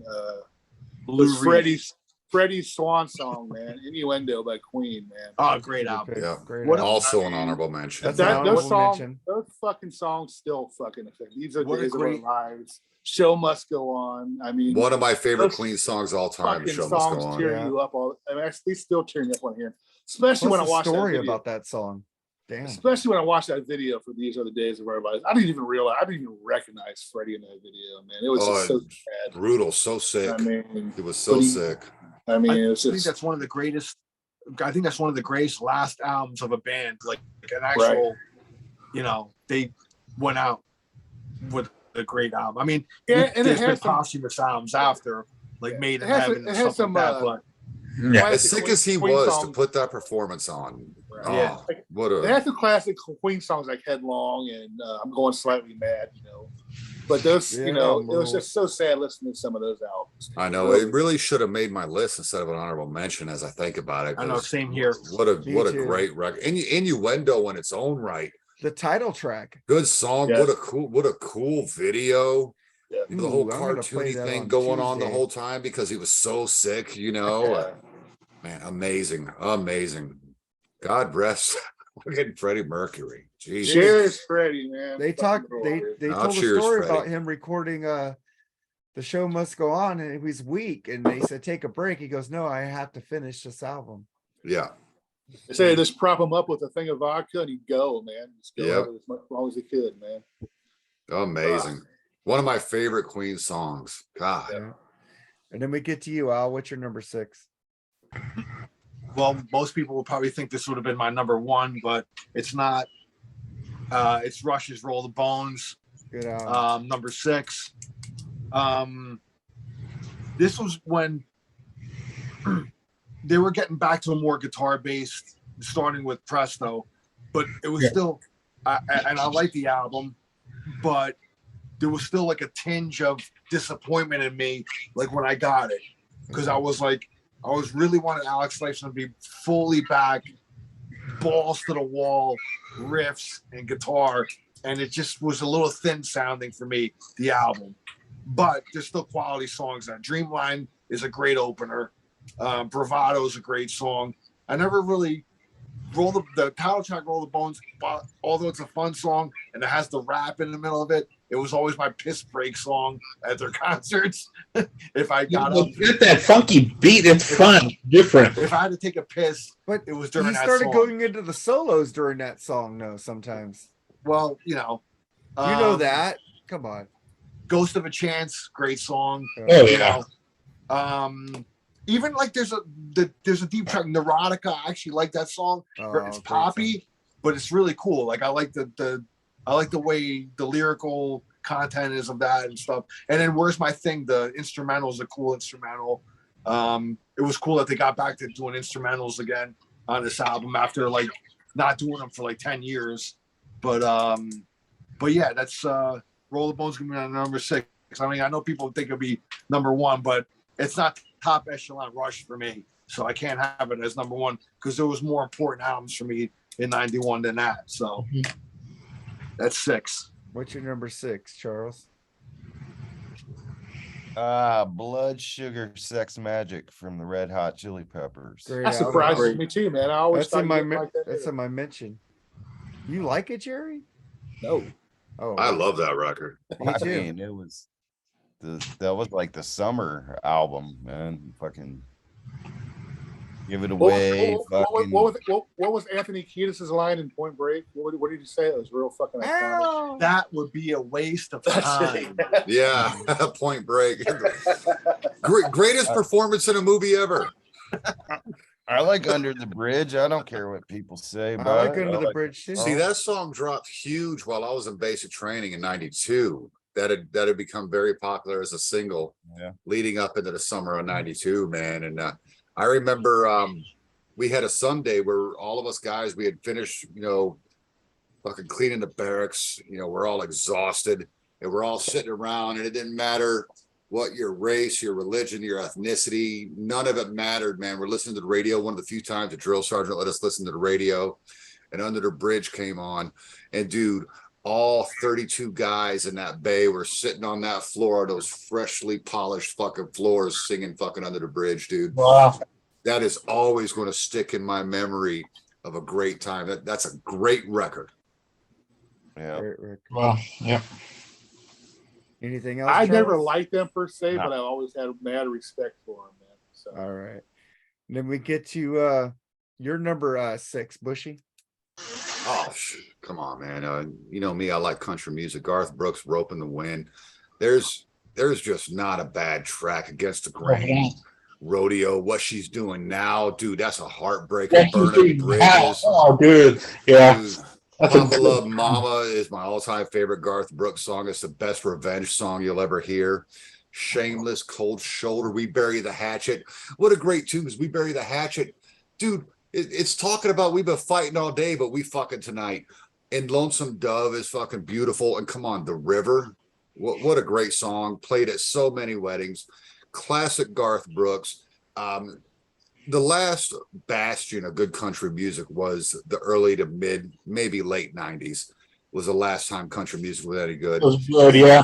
And Garth Brooks is the king of all. You don't like Chris Stapleton? No, I don't fucking like Chris Stapleton. Okay, He fucked up. Sure. He That dude fucked up a sucks, really man. good song, dude. Fuck He's that guy. boring. He's boring as hell. Yeah, not I a just fan. wondering because everybody loves Chris Stapleton. I'm just No, Tennessee Whiskey is not sung the way he fucking Mhm. Tennessee Whiskey. No, fuck that guy. Yeah, Listen to some George Jones, you'll hear some good fucking Tennessee Whiskey. That's the way that song's supposed to be sung. But no, Garth Brooks, Rope in the Wind. Garth Brooks has put nothing out bad. I have all of his albums up to everything he's released recently. Listen to him and Trisha Yearwood cover Shallow, the Lady Gaga and Bradley Cooper song. Oh, really? Huh. It's have a version absolutely of that. fucking amazing, dude. Trisha Yearwood. Me and Nevaeh, my daughter, will sit there and listen to both those songs back to back. We'll listen to the Bradley Cooper, Lady Gaga version, which I love. Yeah. And we'll listen to the Garth Brooks, Trisha Yearwood version. And it's like, fuck. The Really? Garth, Trisha Yearwood version may be better. It's Ooh, just I don't know, that man. good. I think the I album's love called Lady Fun. Gaga's version. I love Lady Gaga's A lot of voice. people piss I on do Lady- too. I do too. And Lady I'm telling Gaga's you, got a voice, dude. That Yeah. was- yet so does Trisha Yearwood. I'm telling She you, does. Jerry, you guys No. put all if you don't like country, put it aside and listen I to get that it. version. Yeah. She won. Remember, it was that year. I don't know if it was the Grammys or some shit like that. They did the same song. Her and Leanne Rhymes. I can't remember the song name. It was It was off How Con Can I Air. Live that Without movie. You or something. Yeah. Oh, Con Air, yeah. Trisha Yearwood ended up winning that one, which is like a big surprise because Leanne Rhymes was huge at that time. So Yeah. obviously, fucking Trisha Yearwood was. How do I live without you? That's That's it. awesome. Yeah. I think that was a Grammys. I think I don't know. Yeah. When the Grammys were actually kind of cool, still, you know. Yeah. Yeah, that might have been the last year. I'm telling you, check out the Trisha Yearwood Garth Brooks version of Shallow. It will shock you. I watch her cooking show, man, every now and then, but All right. yeah, I'm not too familiar with it. Listen to Mark. Mark's so fucking dickheadish when you're talking about country music. Like, all right. Fuck you. I like All Johnny right. Cash. I like All Glenn right. Campbell. I like Eddie Rabbit. I like Waylon Jennings. I Dude, like man, Chris we got- Christopherson. I like Glenn Campbell. We're gonna check out. That's it. We're gonna check out the Cash fucking museum when you come to town, dude. I'm telling you, it's cool. I like a lot of old country music. I like Loretta Lynn. I like some fucking Dolly. I don't like fucking Shania Twain. Fucking one of the most Brooks, beautiful or Garth women in the Brooks, world, sorry. though. She's more hot. pop anyway. She's a crossover like Taylor Swift. She's I one of the saw- most Much better. beautiful women in the world. I don't care what anybody says. She's still Fuck yeah. freaking hot. Gorgeous. All right. 50 years old. I'd still do it. Let's get to Edwin's number 6. One of you guys already picked Motorhead 1916. That was his number 6. Great And album. then my number 6, like all y'all are doing so far, except for Edwin, I picked Guns N' Roses, Use Your Illusion 1 and 2. I was the first day buyer there. I was there at midnight, Tower Records in West Covina, buying both of them at the same time. Fuck I had yeah. a job back then. I had a car. I could do whatever the fuck I wanted. And I fucking bought that. Fucking great album. And you guys already talked about the great songs on there. But My World fucking sucks. I was the first day buyer too, and I was probably the first one disappointed too. So Yeah. And Coma is the Jesus. best song Guns N' Roses has ever done in their life. And that's my opinion on It's that. good And if you too. want to hear more opinions on this album, we did a review. Me, Charles, and Lee on the Freeform Rock podcast. Use Your Illusions 1 and 2. Epic episode. We're fucked up. It's I know funny. Nate says, fuck those guys that want to combine it together into one album, but I'm one of those guys that want to combine it into one album and be better, I think. Yeah, it was funny. We were drunk Disagree. as fuck. We were Fucking, recording you that could be episode. mine. You could be mine. It's a great fuck. There's good songs on those two albums. 30 Don't get me songs. wrong. Now think about it. We're thinking 91 to CD era. You could put what 13 to 15 songs on a record. You're going to take 30 songs and try to make it a 13 song album. I disagree. It can't be done. There are too many great tunes on those albums. I think, in my opinion, I think they should have spread it out I think they should have did one year and then did the next one the next year. I agree. Fair It's enough. just Like enough. load and reload. Yeah. Yeah, No, but, I mean, not these- like load and reload, Mark. But these are better than should've. load and reload. But I you know, I It would have agree been with better. you, even Yeah. though I No. didn't like those Done it like albums. that. but I think if they would have spread it out a year, people would have Instead of digested dropping them it. the same day, yeah. It would have been digested a bit better. You know, Dang. 30 Maybe it songs was, strong. maybe it was 30 too songs. much at once. Freeform songs thrown rock at you. episode, man. Me and Lee do load and reload. That sounds like fun. But I man, wonder, Civil War- Al, because people like me, they say the slower stuff is on Illusion 2. I disagree because it's got some bangers on it. It does have more melodic stuff on 2. Let's say they had released them a year or two apart. Do you think 2 would have been the hit that it was? Maybe. I think so. You think? I mean, dude, they were one of the biggest bands at They that time. were. Man. Yeah, it was they were Kurt- huge. Kurt Loder They- was they sucking couldn't- his dick. So At it's that like- time, they couldn't do any wrong, man. But- you know, so what Didn't they- podcast didn't- was talking about Kurt Loder always like next to Axel every time something happened? Rock and roll. Well, When did see, when did- Yeah, rock Ricky and roll Rackman was you always with guys, Axel, right? but You Axel guys- got Ricky Charles the job Trainer, on Headbangers you Ball. run that You know, episode. they were like actual buds. when did they Axel needed started to firing do- everybody? When did that start to happen? What they needed to do was change the track listings a little bit. But the You Could Be Mine on the first album No way. and release it first. Best song on the fucking 2, in my opinion. Yeah, because it was already the big hit.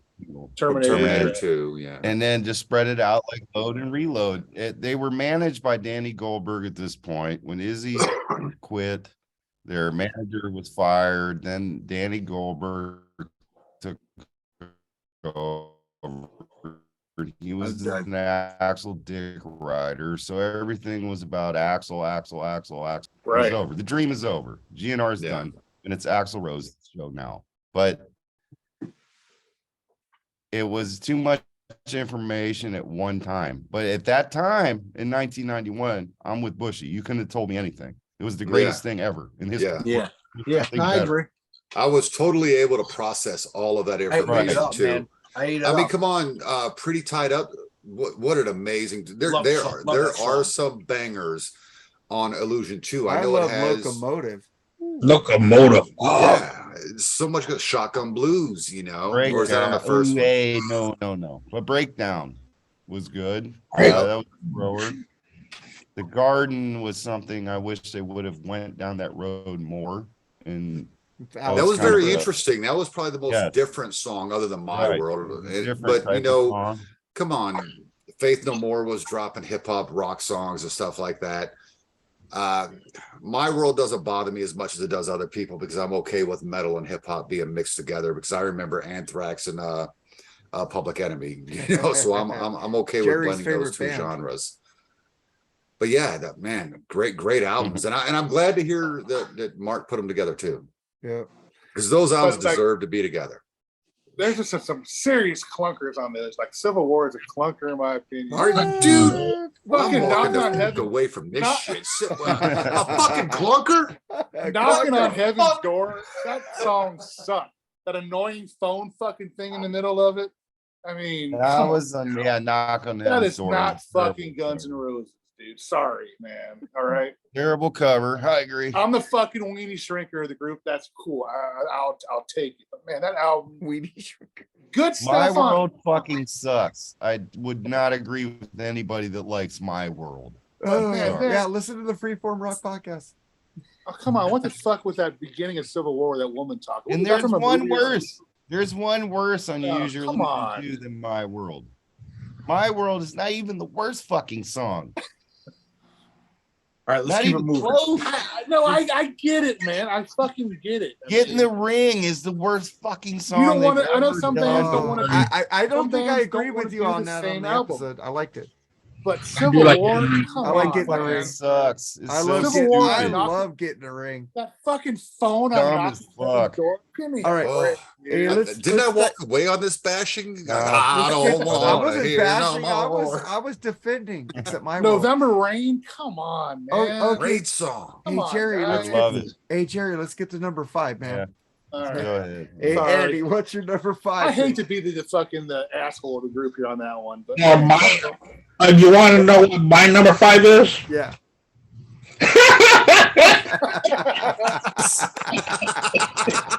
So it looks like Edward's the only one who hasn't put them together. This has to be done together, and this one being the best one. Yes. I like number 1 better. You cannot have just a single album because you need this whole one in there. All of Illusion 2 has to be on there without a track being skipped. The thing with You're one, my motherfucker again. the thing with one, there's no break. It's too much on one. Yes. It's all one sound almost until there's a couple of breaks.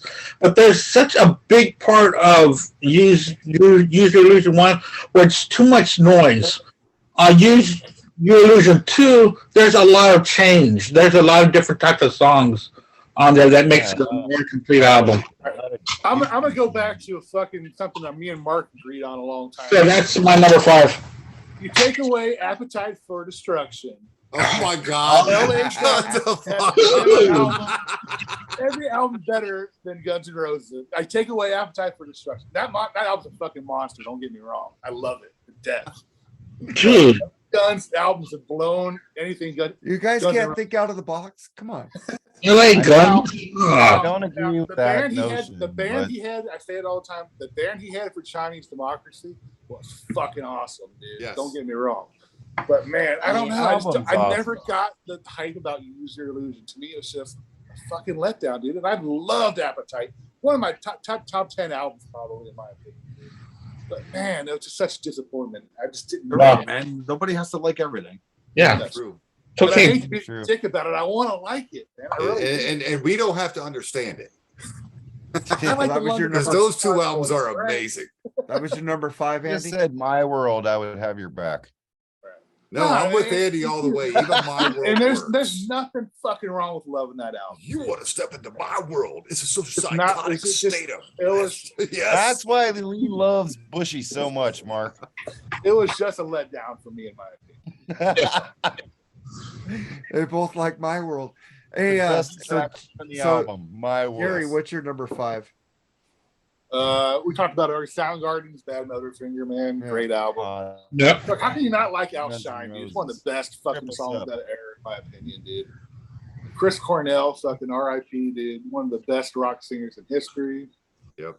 Kim Thayer, fucking guitar player. That's the name, right? Kim Thayer. I can't remember. Yep. I think Yeah, it's you Fucking could have told me great that in guitar. 91, but by 96, And I dude, come on they're- board with Soundgarden.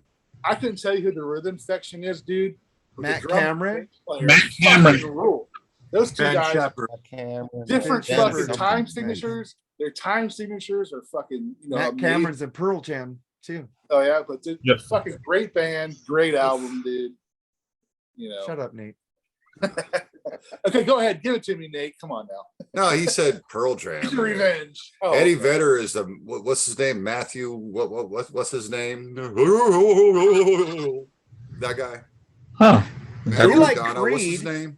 You That like doesn't Scott sound Stapp. familiar. Same voice. What? No way. Yeah, let's go. Hey, I like Scott Stapp's voice. I do too. I like Oh. Scott Stapp. I love Oh, Scott. Go Stapp. ahead, give it to me. I deserve it. Oh, No, I love oh, Creed, man. oh, Creed rock. They were Okay, great. I love Creed. Get your revenge, guys. Come on, I'm ready for some revenge. Go You ahead. cannot be Next album. So that was your number 5, Jerry. pathetic. What's your Yeah, number no, 5? for yourself. What's your number 5, Al? It's the same thing, man. Soundgarden, Bad Motorfinger. Nice. It's funny when I bought that album, I bought the CD. There was a special edition, like 2-disc version that I bought like when it first came out, and it was cool. It had an EP as a second disc where they did like covers. They did an awesome version of "Into the Void" by Sabbath. Oh wow, really? They took I'd "Into like the to hear Void." that. They took "Into the Void," but they took the lyrics out and they inserted lyrics from a poem from a chief Indian guy that wrote a poem, and they did this song with those lyrics, which fit like perfectly, which was kind of cool. I thought it was different and cool, man. Yeah, They I'm gonna have to hear that. They did "Girl You Want" by Devo, which was cool. "Stray Cat Blues" by Stones. "She's a Politician," which was and "Slaves and Bulldozers Live," which was 2 Soundgarden originals. But those 3 covers are cool, man. So, I think like there's a deluxe version of the album that was released a few years ago that includes those songs on there now. But when I bought it brand new, there was like a 1-disc version and a 2-disc version. I'm like, the 2-disc version. Let me look at it. And right when it said "Into the Void," I was like sold because I was such a huge Sabbath fan, you know. So I'm wearing a vintage Sabbath shirt tonight, by the way. There you go. This is There you vintage. beautiful. So That's my why number. that's why it's so faded. This is an old 70s Sabbath shirt. You're eBay, forgiven for baby. this. You're forgiven for the spin doctors, man. So that's my number 5. So I won't dwell on it further, so we can keep the show going. Go ahead. Great album. Great album. What's your number 5, Charles? No More Tears, Ozzy. We've Nice. already went over it. Came out same day as the Illusions, by the way. So who bought all 3 that first day? Al. Oh, Ozzy and Guns N' Roses? Yes, It sir. came out the same day. No, I had Yes, to get sir. I Ozzy the next week. I got them all 3. I had to get them next week. Yeah, not me. I was GNR first.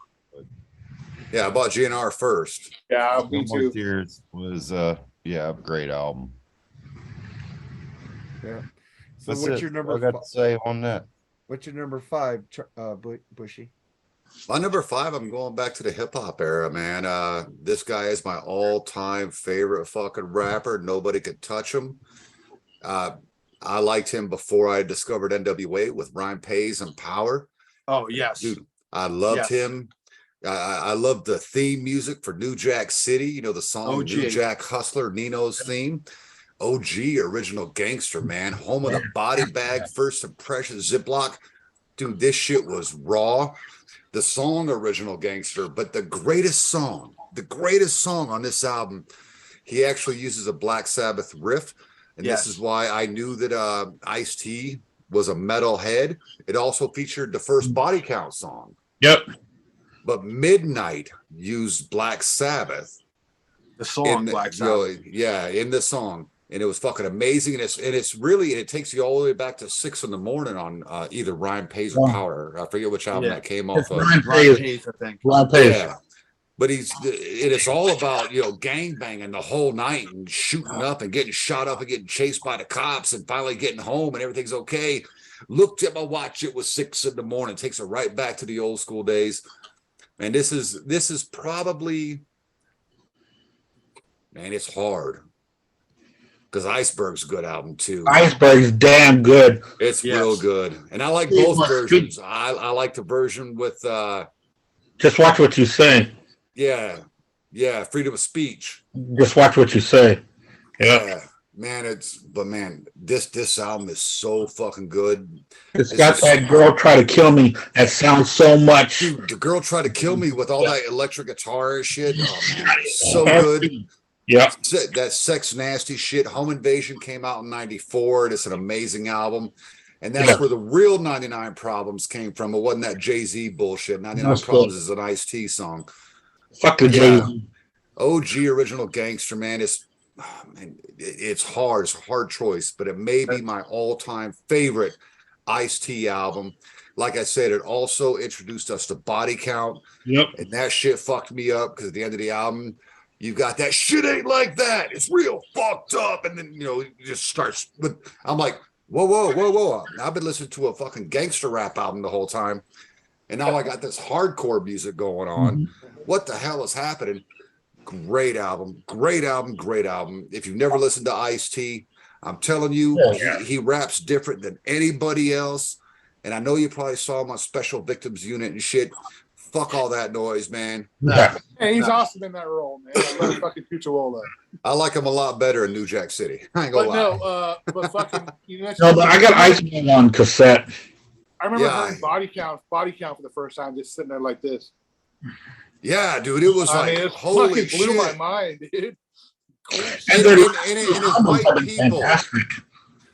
We have to say this, Jerry, because we could be honest. As white people, in that era, to hear an all black band bring it that heavy and that hard, it was mind blowing, because it seems like people of a group listen to a certain thing. You know what I mean?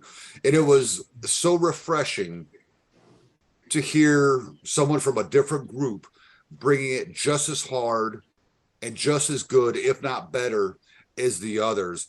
And that's why I like that new metal thing so much, when they were blending hip hop and metal, because it was like, okay, now so these guys are recognizing that this is good and they can rap just as good as these guys, and blending of the music is fucking amazing. I think Ice-T is the one that introduced us to it all. Like I know Anthrax and Public Enemy did it, but Anthrax was thrashing and Public Enemy was rapping. Ice-T was doing it all. Ice-T was doing it all when he put Body Count together. Body Yeah, Count. that was the same thing with Living Color, man. I heard them before I saw them. I couldn't tell if they were black and white. You know what I mean? They still fucking rip. Vernon Reid is one of the greatest. Vernon Reid's one of my favorite guitar players. Fucking guy God, rules. that guy's insane. I mean, the whole band is just stupid, fucking talented. All But yeah, Ice-T, original gangster, man. I'm an East Coast guy, but I just kind of got West Coast rap. I really did. That whole gangster thing that was going on. And maybe it's because I grew up on military bases all over the world. So I didn't experience the things that these guys were talking about. I mean, the first time I heard Straight Outta Compton, I was like, what the fuck are you guys talking about? Because I had never seen anything that they're talking about. And then I discovered Ice-T, and I'm like, and this guy was he wasn't just writing songs. He was a straight up pimp. He was a fucking gangster, He's also an Army veteran, so much love to fucking Ice-T. Yeah. This is a guy that was living the game, that was playing the game. It was amazing. It was alien to me. I loved it. And yeah, I see. Hard not to make this one number one. I swear to God, hard not to make this number one for me. Yeah, Ice-T is fucking shit, bro. Yeah. I'm glad you picked him, man, because he was an honorable mention, but he should have merited being on my top 11. That's a great album, man. Yeah, it's a good record, dude. That song, Body Midnight. Count. Body Count the first Body Count album came out the next year, right? 92, The next year, 92. Yep. Yeah. And you know what's funny is they did the Freedom of Speech song again. When Cop Killer got banned, they redid Freedom of Speech, and he completely remixed or remastered that song and brought Jello Biafra back in from the Dead Kennedys, all-time favorite punk band, by the way, to redo all those parts that Jello did. Wow. Great fucking album.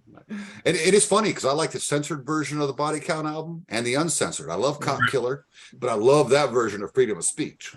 Yeah. Scribble's gonna love this episode. But the last two Body Count albums have been really good because they released 3 during the past 5 years. Yeah, they're going strong. Dude, they're all great, man. There's a few ones. See, that band is fucking intense, dude. Hey guys, I follow Ernie C on Charles Facebook. is gonna fall He's asleep, very guys. active. We need to move it. All right.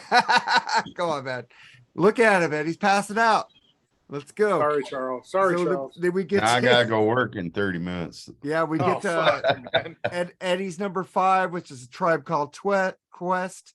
Low End Theory, and in mine, we already talked about Skid Row, Slave to the Grind, great album. Then we get to your number 4, Andy. Nirvana, Nevermind, is my number 4. It's a really great album. I remember when it came out, it was different. But like Al said, I didn't abandon everything else I loved. I just a whole more new music to what I loved. So that's that. All right, Jerry, what's your number 4? Skid Row, Slave to the Grind, man. It wasn't their first album, completely different. Splash and Box vocals are fucking on fire in that album. Yeah. Quicksand Jesus. Wow. Yeah, I mean, fucking Wasted Time, fucking In a Darkened Room, man. Fucking powerful ballady type songs. Great album, dude. All right, Al, what's your number 4?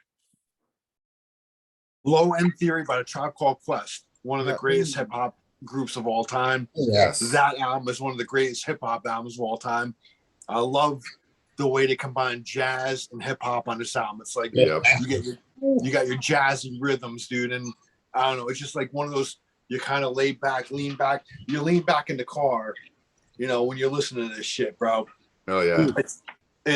I love Q-Tip's delivery, the tone of his rhymes, his voice. It's got like, I don't know, dude. There's just something about it. And this album is just top to bottom. Everything is fucking awesome on this album. You know, I love bugging out, check the rhyme, you know, scenario, obviously. Yeah. You got Busta Rhymes on there. You got leaders of the old school, leaders of the new school on that one. Just remember, guys, Charles has to work in a half hour. Yeah, so I'll keep it short. You know, Tropical Quest, that was one of my favorite hip hop albums that year. Although there were many great hip hop albums that are in my honorable mentions, including Bushy's and, you know, some other ones. So Vanilla Ice Extreme Alive was the greatest one though. I just wanted to say Fife flowed just as well. I loved Fife. I loved his voice of the way. Yeah, Fife was awesome too. Yeah. God rest his soul. God bless us. All right, Charles, what's your number 4? Bush is gonna be pissed. Pearl Jam 10. Yeah. Hey, I agree. The whole album is great from top to bottom, man. Yeah. Just don't get much better than that, man. Once we hit my number 4, I listen to these albums to this day. Yeah. It's either 10 or Versus. Man, Versus is great too. So, yes. I mean, I love it. So always did, always will. So Pearl Jam 10, number 4. What's your number 4, Bushy? Motorhead 1916. Beautiful. You know, I don't know that anything else could be said about it. It's a great fucking record. And the song 1916, Lemmy had to fight to get that song done because the record company didn't want him to do it. It's absolutely amazing. The whole World War I thing, fucking great album. And then Edwin picked for his number 4, Public Enemy, Apocalypse 91, The Enemy Strikes Back, Black. Great one too. Yeah. And then I picked, somebody already picked it, Tom Petty and Heartbreakers, Into the Great Wide Open. Great fucking album. I still listen to all these this day. I love it. And then we get to your number 3. Jerry, you did yours? Did Jerry do yours? Yeah, he did. Mine was Bad Motorfinger, right? All right, Yeah. all right. And then your number 3, Andy. Auction Baby by U2. Nice. Fantastic album from beginning to end. This is their best album. Auction Baby by U2. Great. And then we get to your number 3, Jerry. My number 3 is Pearl Jam 10, man. I mean, it's a great record. Christ. Black, fucking Jeremy. I mean, even flow, great fucking tunes, man. Yeah, Black, one of the greatest songs ever. And then Al, what's your number 3? Same thing, Pearl Jam 10. Yeah. Jesus Christ. Wow. Wow. Dude, you can't deny that album. But to We me, can that's slow Pearl Jam. down a little bit. We can slow down a little minute. Go on about it, Al. Okay, go ahead. Dude, listen, man. I mean, dude, I love the deep tracks on there, dude, are amazing. You know, Porch. I mean, Yes. I mean, The live on Release. 10 Legs version of Porch is awesome. I think Release is one of the best vocal performances Eddie Vedder ever did. To me, Pearl Jam is all about the first 3 albums, and then after that, they got weird on me, and I kind of dropped off on Well, them. you need to come back for the last 3. Although Yield, I like Yield a lot too. That's a great album. Gigatron and Lightning Bolt are back to the old Pearl Jam. You should listen to them. Well, You should really sit down and pay attention to No Code. No Code is fantastic. Now, Yeah. Pearl Jam only had 2 good albums, in my opinion. The first 2. That's the only 2 I liked from Pearl Jam. But that fucking 10 album rules. But they turn into like a juggernaut touring band, like that has a Grateful Dead like following, man. They follow them everywhere, dude. And the thing I admire about them is when they play live, man. Every set list is different. You know, it's And really, they really give it cool. their all. Damn, they give it their all. I've seen them twice, and each time I was mesmerized. Yeah. All right, that's my number 3. What's your number 3, Charles? My number 3 is from a little band called Metallica. Van Halen. The Little Black- band, little well-known Hell band. no. Yeah, little known The band. Black Album, Metallica. Oh, I listen to it to this day. I don't, man. Fuck people that say you're a poser because you like the Black Album. You Fuck that. these nuts. That's what You're you a can poser do. if you like the Load albums. Well, I like Load. But Black Album there's nothing wrong with the Black Album. They just slowed down a hair. I like Unforgiven. I like the Black Album, dude. It's an honorable mention of mine. Sad Good but album. true is one of the hardest songs they ever did, in my opinion. And it's a little bit slower. So what? It's a fucking great album. It's a classic. Good album. Second side better than the first, if you ask me. What's your number 3, Bushy? Van Halen from Lawful Carnal Knowledge. I mean, Nice. we've already said everything we could say about it. The record was everywhere that year. It's fucking dynamite.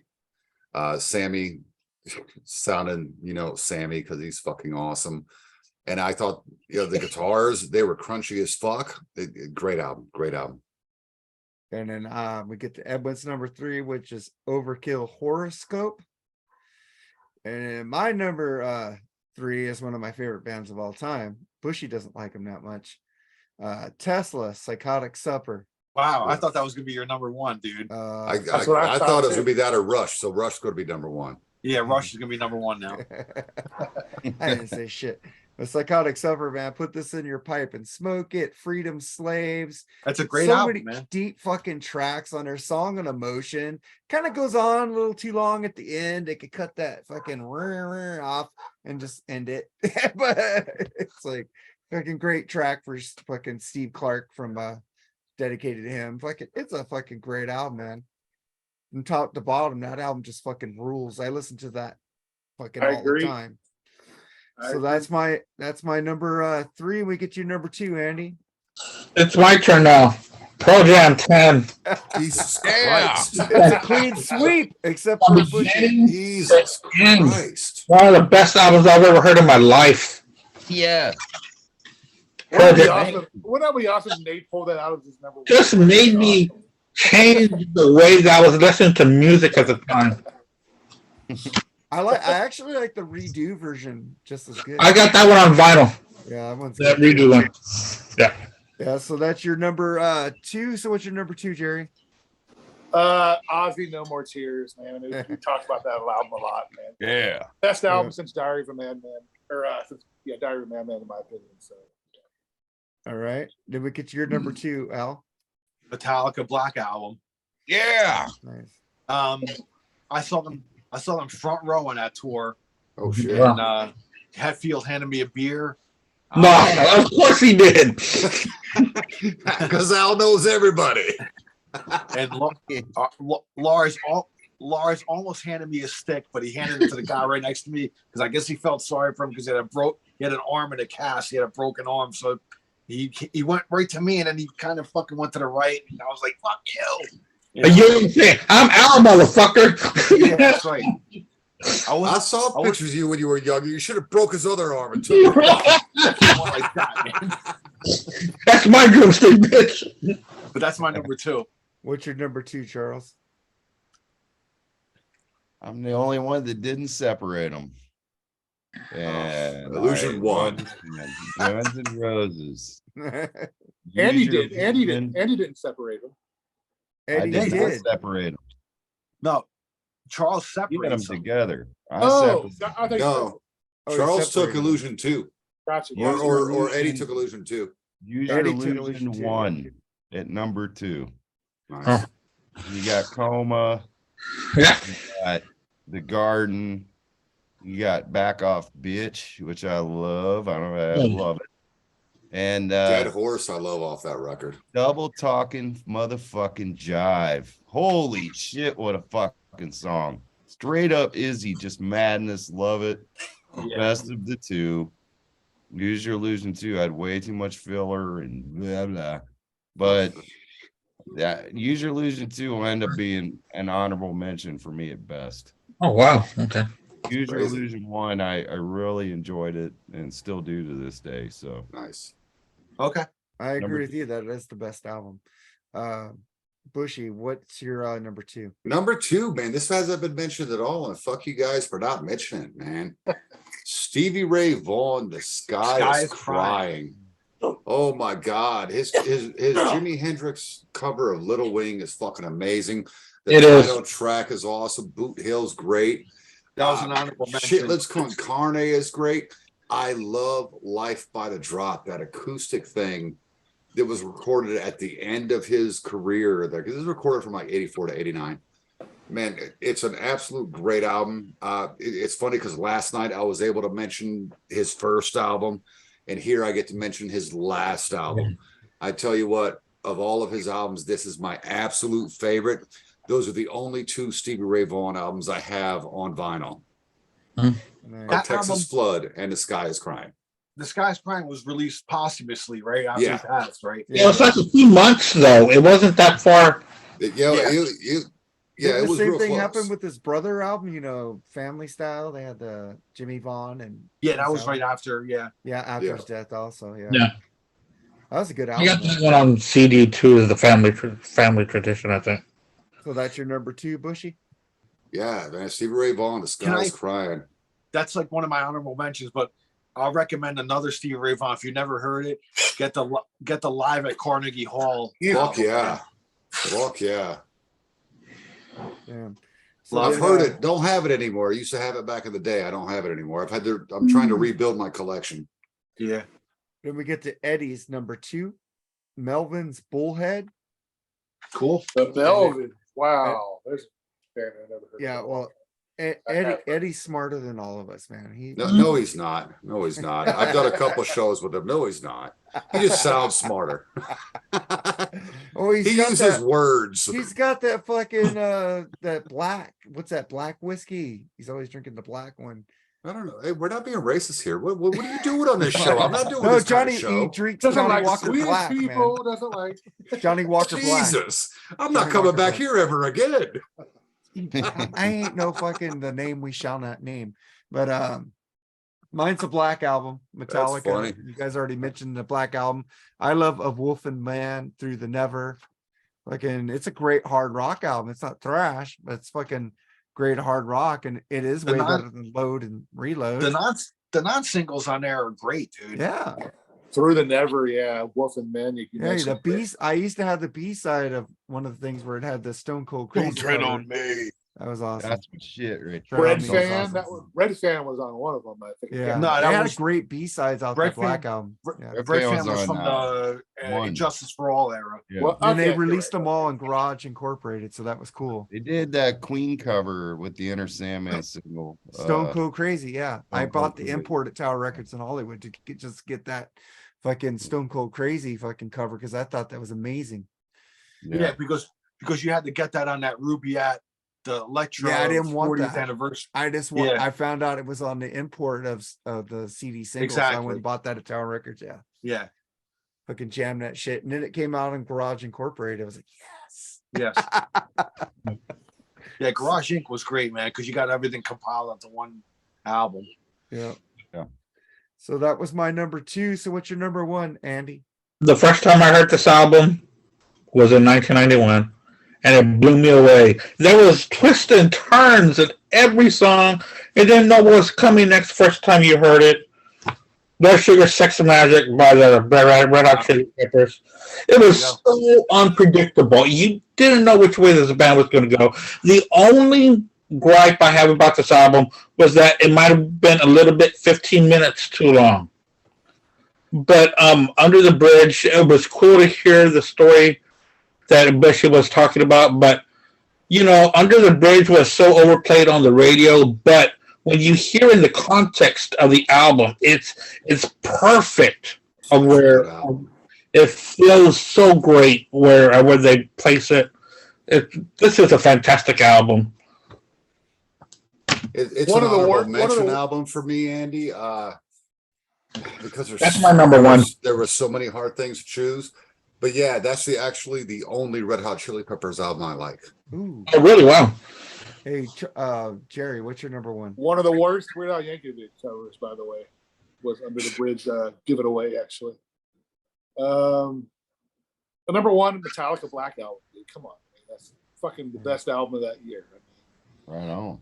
everybody knew about that fucking album. If you didn't fucking like it, you knew about it. But it's an album. If I never heard again, I'd be all First right. day buyer. Yeah. I mean, Waiting what in else? line would be around number Tower one? Records again. The best album in 1991, in my opinion. So Al, what's your number 1? My number one is Ozzy's "No More Tears." That's the album I played the most. I was such a huge Ozzy fan, dude. I mean, I ate up everything up until that point that he was putting out, and that album really, like, I mean, I loved No Rest for the Wicked. I love No Rest for the Wicked, but then this one really showcased Zach, and he really tore it up on this album, man.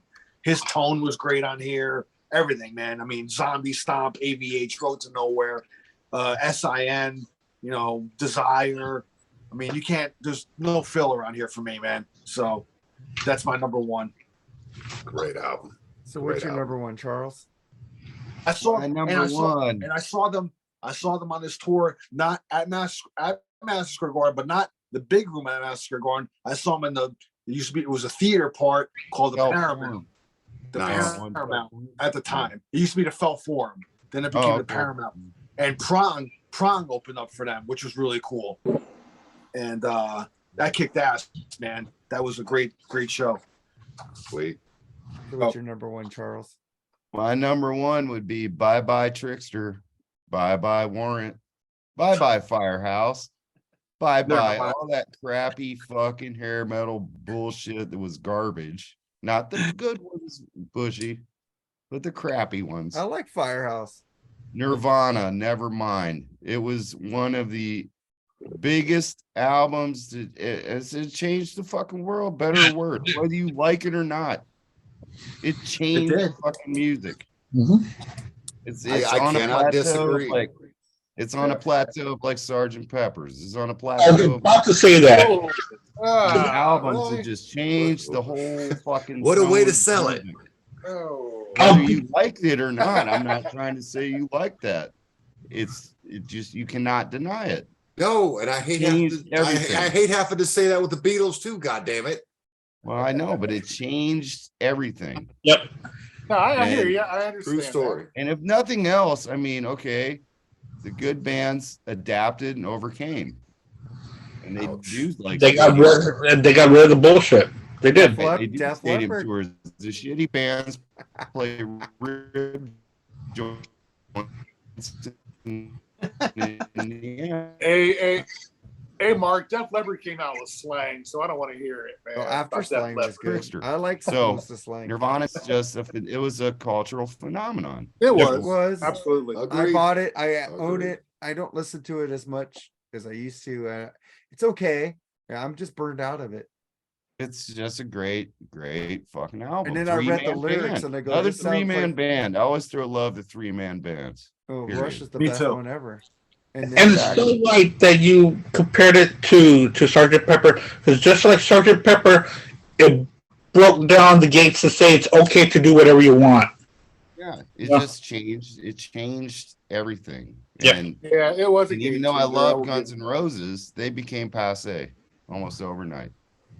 The only one that kind of lived through that really was Metallica. 'Cause they were Metallica. They Rush. Because they were above that. Rush Rush was or selling Rush, out. Mark? Rush was selling Rush out was arenas. biggest- Rush No, but I'm biggest saying getting they band. were all Rush, they the were Beatles, they you weren't know pla- Nate's they weren't favorite thing. Rush wasn't playing clubs. They still played arenas and still I know, sold but out arenas. They Yeah, still had a but fan I'm base. not in By any those way, other bands' fan base, they were playing rib joints. Rush I'm not wasn't. in any way downplaying Rush, but were they Dio was all playing over, the House of Blues for were God's they sake. all over MTV in 91 and 92? No. Yeah. No, No. but they And they were should filling be. out arenas Oh, because Nirvana was. Nirvana was. Yeah. I don't mean that a knock on Rush. I'm just saying Nirvana became that was it. I That know, was but I'm it, just man. saying they didn't knock out Rush. That's all I was trying to tell I'm you. not saying Rush- they did, but Rush Rush was was already on- basically a legacy act at that point. Rush They was were their own already entity. above that. They were Rush was their own entity, man. They Right. didn't, you Yeah. know. right. and Rush was selling out arenas for what they did before, not for the music that they were doing Yeah, in 92. Kiss Yeah. had that bad era where nobody was buying tickets to see them on Creatures of the Night. Rush Right. never had that. No, of course not. Rush never had that. Just giving you guys that in comparison to your favorite band there. I was about ready to say the Oh K my word God. wasn't mentioned tonight until then. Who? Oh, We the didn't Kiss mention the word? K band tonight. So that's your number one, Charles? Yeah. All right, then Bushy, what's your number one? Oh man, I can't believe this band hasn't been mentioned. Fucking, they only had one good fucking record as far as I'm concerned, and it was this debut album. Everything they have done since then is absolute shit. And I gotta say, Marky Pearl Mark and Jam the Funky fucking Bunch. 10. Pearl Jam fucking all 10. Dude, this motherfucker Who? That's your Jeremy. number one? Ted. once Yeah. Wasn't fucking mentioned. Black is probably the greatest song. It makes me think of Pink Floyd fucking High Hopes is such a great ethereal fucking song. 10 is such a great fucking album. It almost turned me on to fucking grunge because to me, Pearl Jam was the thing that was aside from all that other shit that was coming out at that time. I love Pearl Jam 10. It's right there. It's my number fucking one. It's the greatest album of 1991. I just get so sick of hearing it because I hate grunge so much, but I cannot deny I how never great this considered Pearl album Jam is. grunge, man. Versus was garbage. And then the album after it, Don't Call Me Daughter or Better Man, whatever that shit was. Dude, I fucking hated I it. love fucking all Oh, those. I like fucking it. trite. Yeah, But Better that Man first song. album was Yeah. so fucking good. But There's not a bad song on it. Ocean. I mean, take a track. You're going to have a good time. I can't deny the fans that have stuck with him through all these years. Yeah. I cannot. But this, if they were one and done and never heard from him again, I am okay. Pearl Jam 10 is the greatest thing to come out in fucking 1991. I said it. the big four bands that came out of Seattle were all different from each other. Yeah. They were all different from each other. Yeah. They all pretty much had their own little genre that they were following. Grunge was just a media term. Well, of course. Yeah. Of course it was. They didn't- All this was rock and roll. They just said they were rock and roll. Yeah. It was all rock and roll. Media causes. Yeah, I love that fucking album division. though. Not gonna lie, Pearl Jam 10, man. That's my shit. That's an album I can go Mark. back to all the time. So let's go, Mark. Oh yeah, I'm waiting for Bushy to finish. So Right said Fred. Yes. Because Edwin I'm is sexy is, for my shirt. number one is Smashing Pumpkins Gish. Wow. Yeah. And let me give his honorable mentions real quick. Ice-T, OG Original Gangster, Soundgarden, Bad Motorficker, and Super Chunk. No Pocky for Kitty. No Pokey for Kitty. And then my number one is, you guys already guessed it, Roll the Bones Rush. This album, fucking out of everything I played that year, this and Ozzy were always in my thing. I loved fucking Rush. All my friends were like trying to steal that CD from me. Like, you know, let me borrow your Rush. I go, no, last time you borrowed a CD, you give it back, motherfucker. So I fucking didn't give it to them. Fucking Rush, dude. I held on to that CD for dear life because all my friends are thieves back then. Fucking, I love Roll the Bones. I still love it to this day. Instrumental's amazing. Ghost of a Chance. Like in Getty's vocal range, he's like showing more range, a little bit more different Getty side. Like, I love it. Roll the Bones is my number one. Cool. So then, Charles, you like to Yeah. get on people to subscribe. So you bitch at people right now. Bitch at them. Subscribe and at least watch 30 seconds, peoples. All right. We got a big group. Watch 30 seconds at least. Let's get the views. Let me get Lee's picks. I only have one honorable mention. Forever My Lady from Jodeci. Okay. If you like the ladies, you're gonna listen to Lil Jodeci. Understood. Talk about. Lee had Lenny Kravitz, Mama Said. Yep. Bonnie Good Raitt, one. Luck of the Draw. Mm-hmm. Throwing Muses, The Real Ramona. Rush, Roll Them Bones. Yeah. Genesis, We Can't Dance. Wow. We haven't done I'm that gonna one yet. bust his balls about that one. Really? But I still haven't done my honorable mentions yet. The Cult, Ceremony. Oh, yeah. Ooh. Richard Thompson, Rumor and Sigh. Skid Row, Slave of the Grind. Mercury Rev, Yourself is Steam. Temple of the Dog, self-titled. Yes. Talk, Laughing Stock. So, in So my my- honorable Nice. mention, yeah, I mean, Unity Illusion 2 would be my honorable mentions, and Forever My Lady by Jodeci, and probably a Boys to Men shit or something. I don't know. That Yeah. kind Full of- High Harmony. Well, my Poison honorable did, mention, Poison Marky released Mark a and the live Funky record Bunch. that year. my honorable mentions Marky was Mark and the Funky Bunch. Yeah, man. music for the people. Honorable mention. Fuck yeah. And he had a cool Good second vibrations. well, my honorable Oh, mentions was God. the freaking Cult Ceremony, Red Hot Chili Peppers, Blood Sugar Sex Magic, Smashing Pumpkins, Gish, Genesis, We Can't Dance, Queen Innuendo, REM Out of Time, and Lenny Kravitz, Mama Said. Do you have any honorable mentions, Andy? Yeah, Stevie Ray Vaughan. Yes. The Sky is Crying. Temple of the Dog. Nice. Their debut album. Yes, by the Smashing Pumpkins. This is a live album, but I love it. Neil Young and Crazy Horse was Weld. The great double live album. Elvis Costello, Mighty Like a Rose. Really good album as well. REM, Out of Time. And The Boys in the Hood movie soundtrack was also Nice. good. Nice. Y'all can go ahead. I want to say also Van Halen for Unlawful Counter Knowledge, and Ozzy's No More Tears, and Motorhead's 1916 was also my honorable mentions, and the great Mariah Carey Emotion was also. You got me feeling emotional. I believe that was her debut album. Yes, And it was. Oh man, she Really was good album. fine as hell back then too. Dude, she was Oh, hitting she's that finer fucking now. wicked octave up there. Oh, yeah. Yeah, dude, that What a- octave eight or whatever they called it, that a number that they had to invent because of her. Yeah, because she was so high up there. Yep. What a Gorgeous. good looking woman she was. So Jerry, It is. honorable mentions? I'd still be. Yeah, Yeah, I got fuck 5. I me. got Night of the Storm Rider by Iced Earth. I got Human by Death. Horoscope Wow. by Overkill. Charles' favorite, Waking Up the Neighbors by Brian Adams. I know he loves everything I do. I do it for you. Great album. One of Great the album. greatest songwriters, one of the most underrated, great Add that to songs mine. in the world.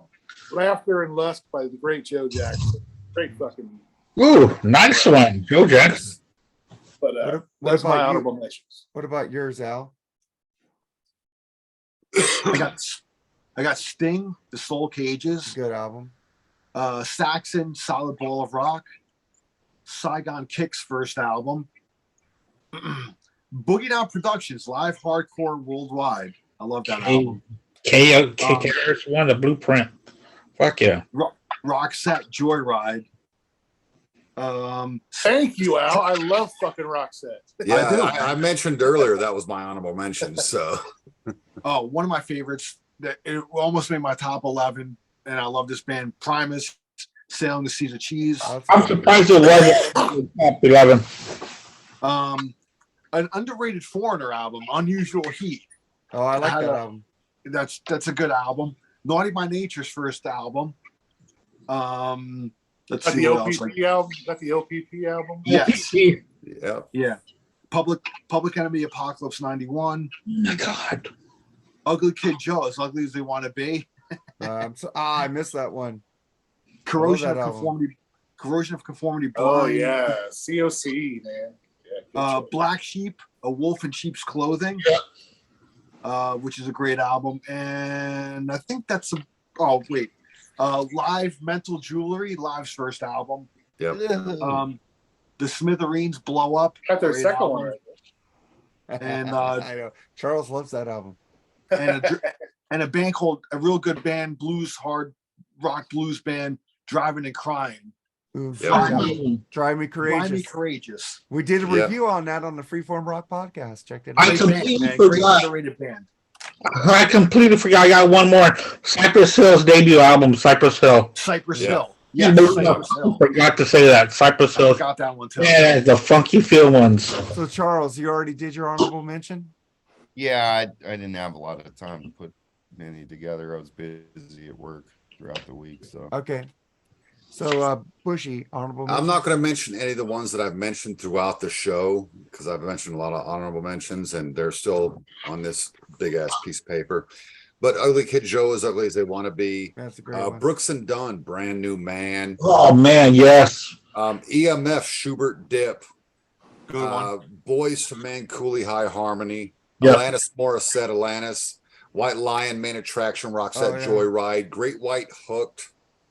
Man, there's so many. Great good White albums Hook, that Main came out. Attraction, White Lion, great albums right there, man. Yeah, Thank so you, many. Nate. And Divinyls, the debut Divinyls album, Thank you, Nate, for mentioning or the self-titled Alanis. Divinyls Thank you album. for mentioning Alanis, dude. I love fucking Alanis boys. Dude, a great album. Great album.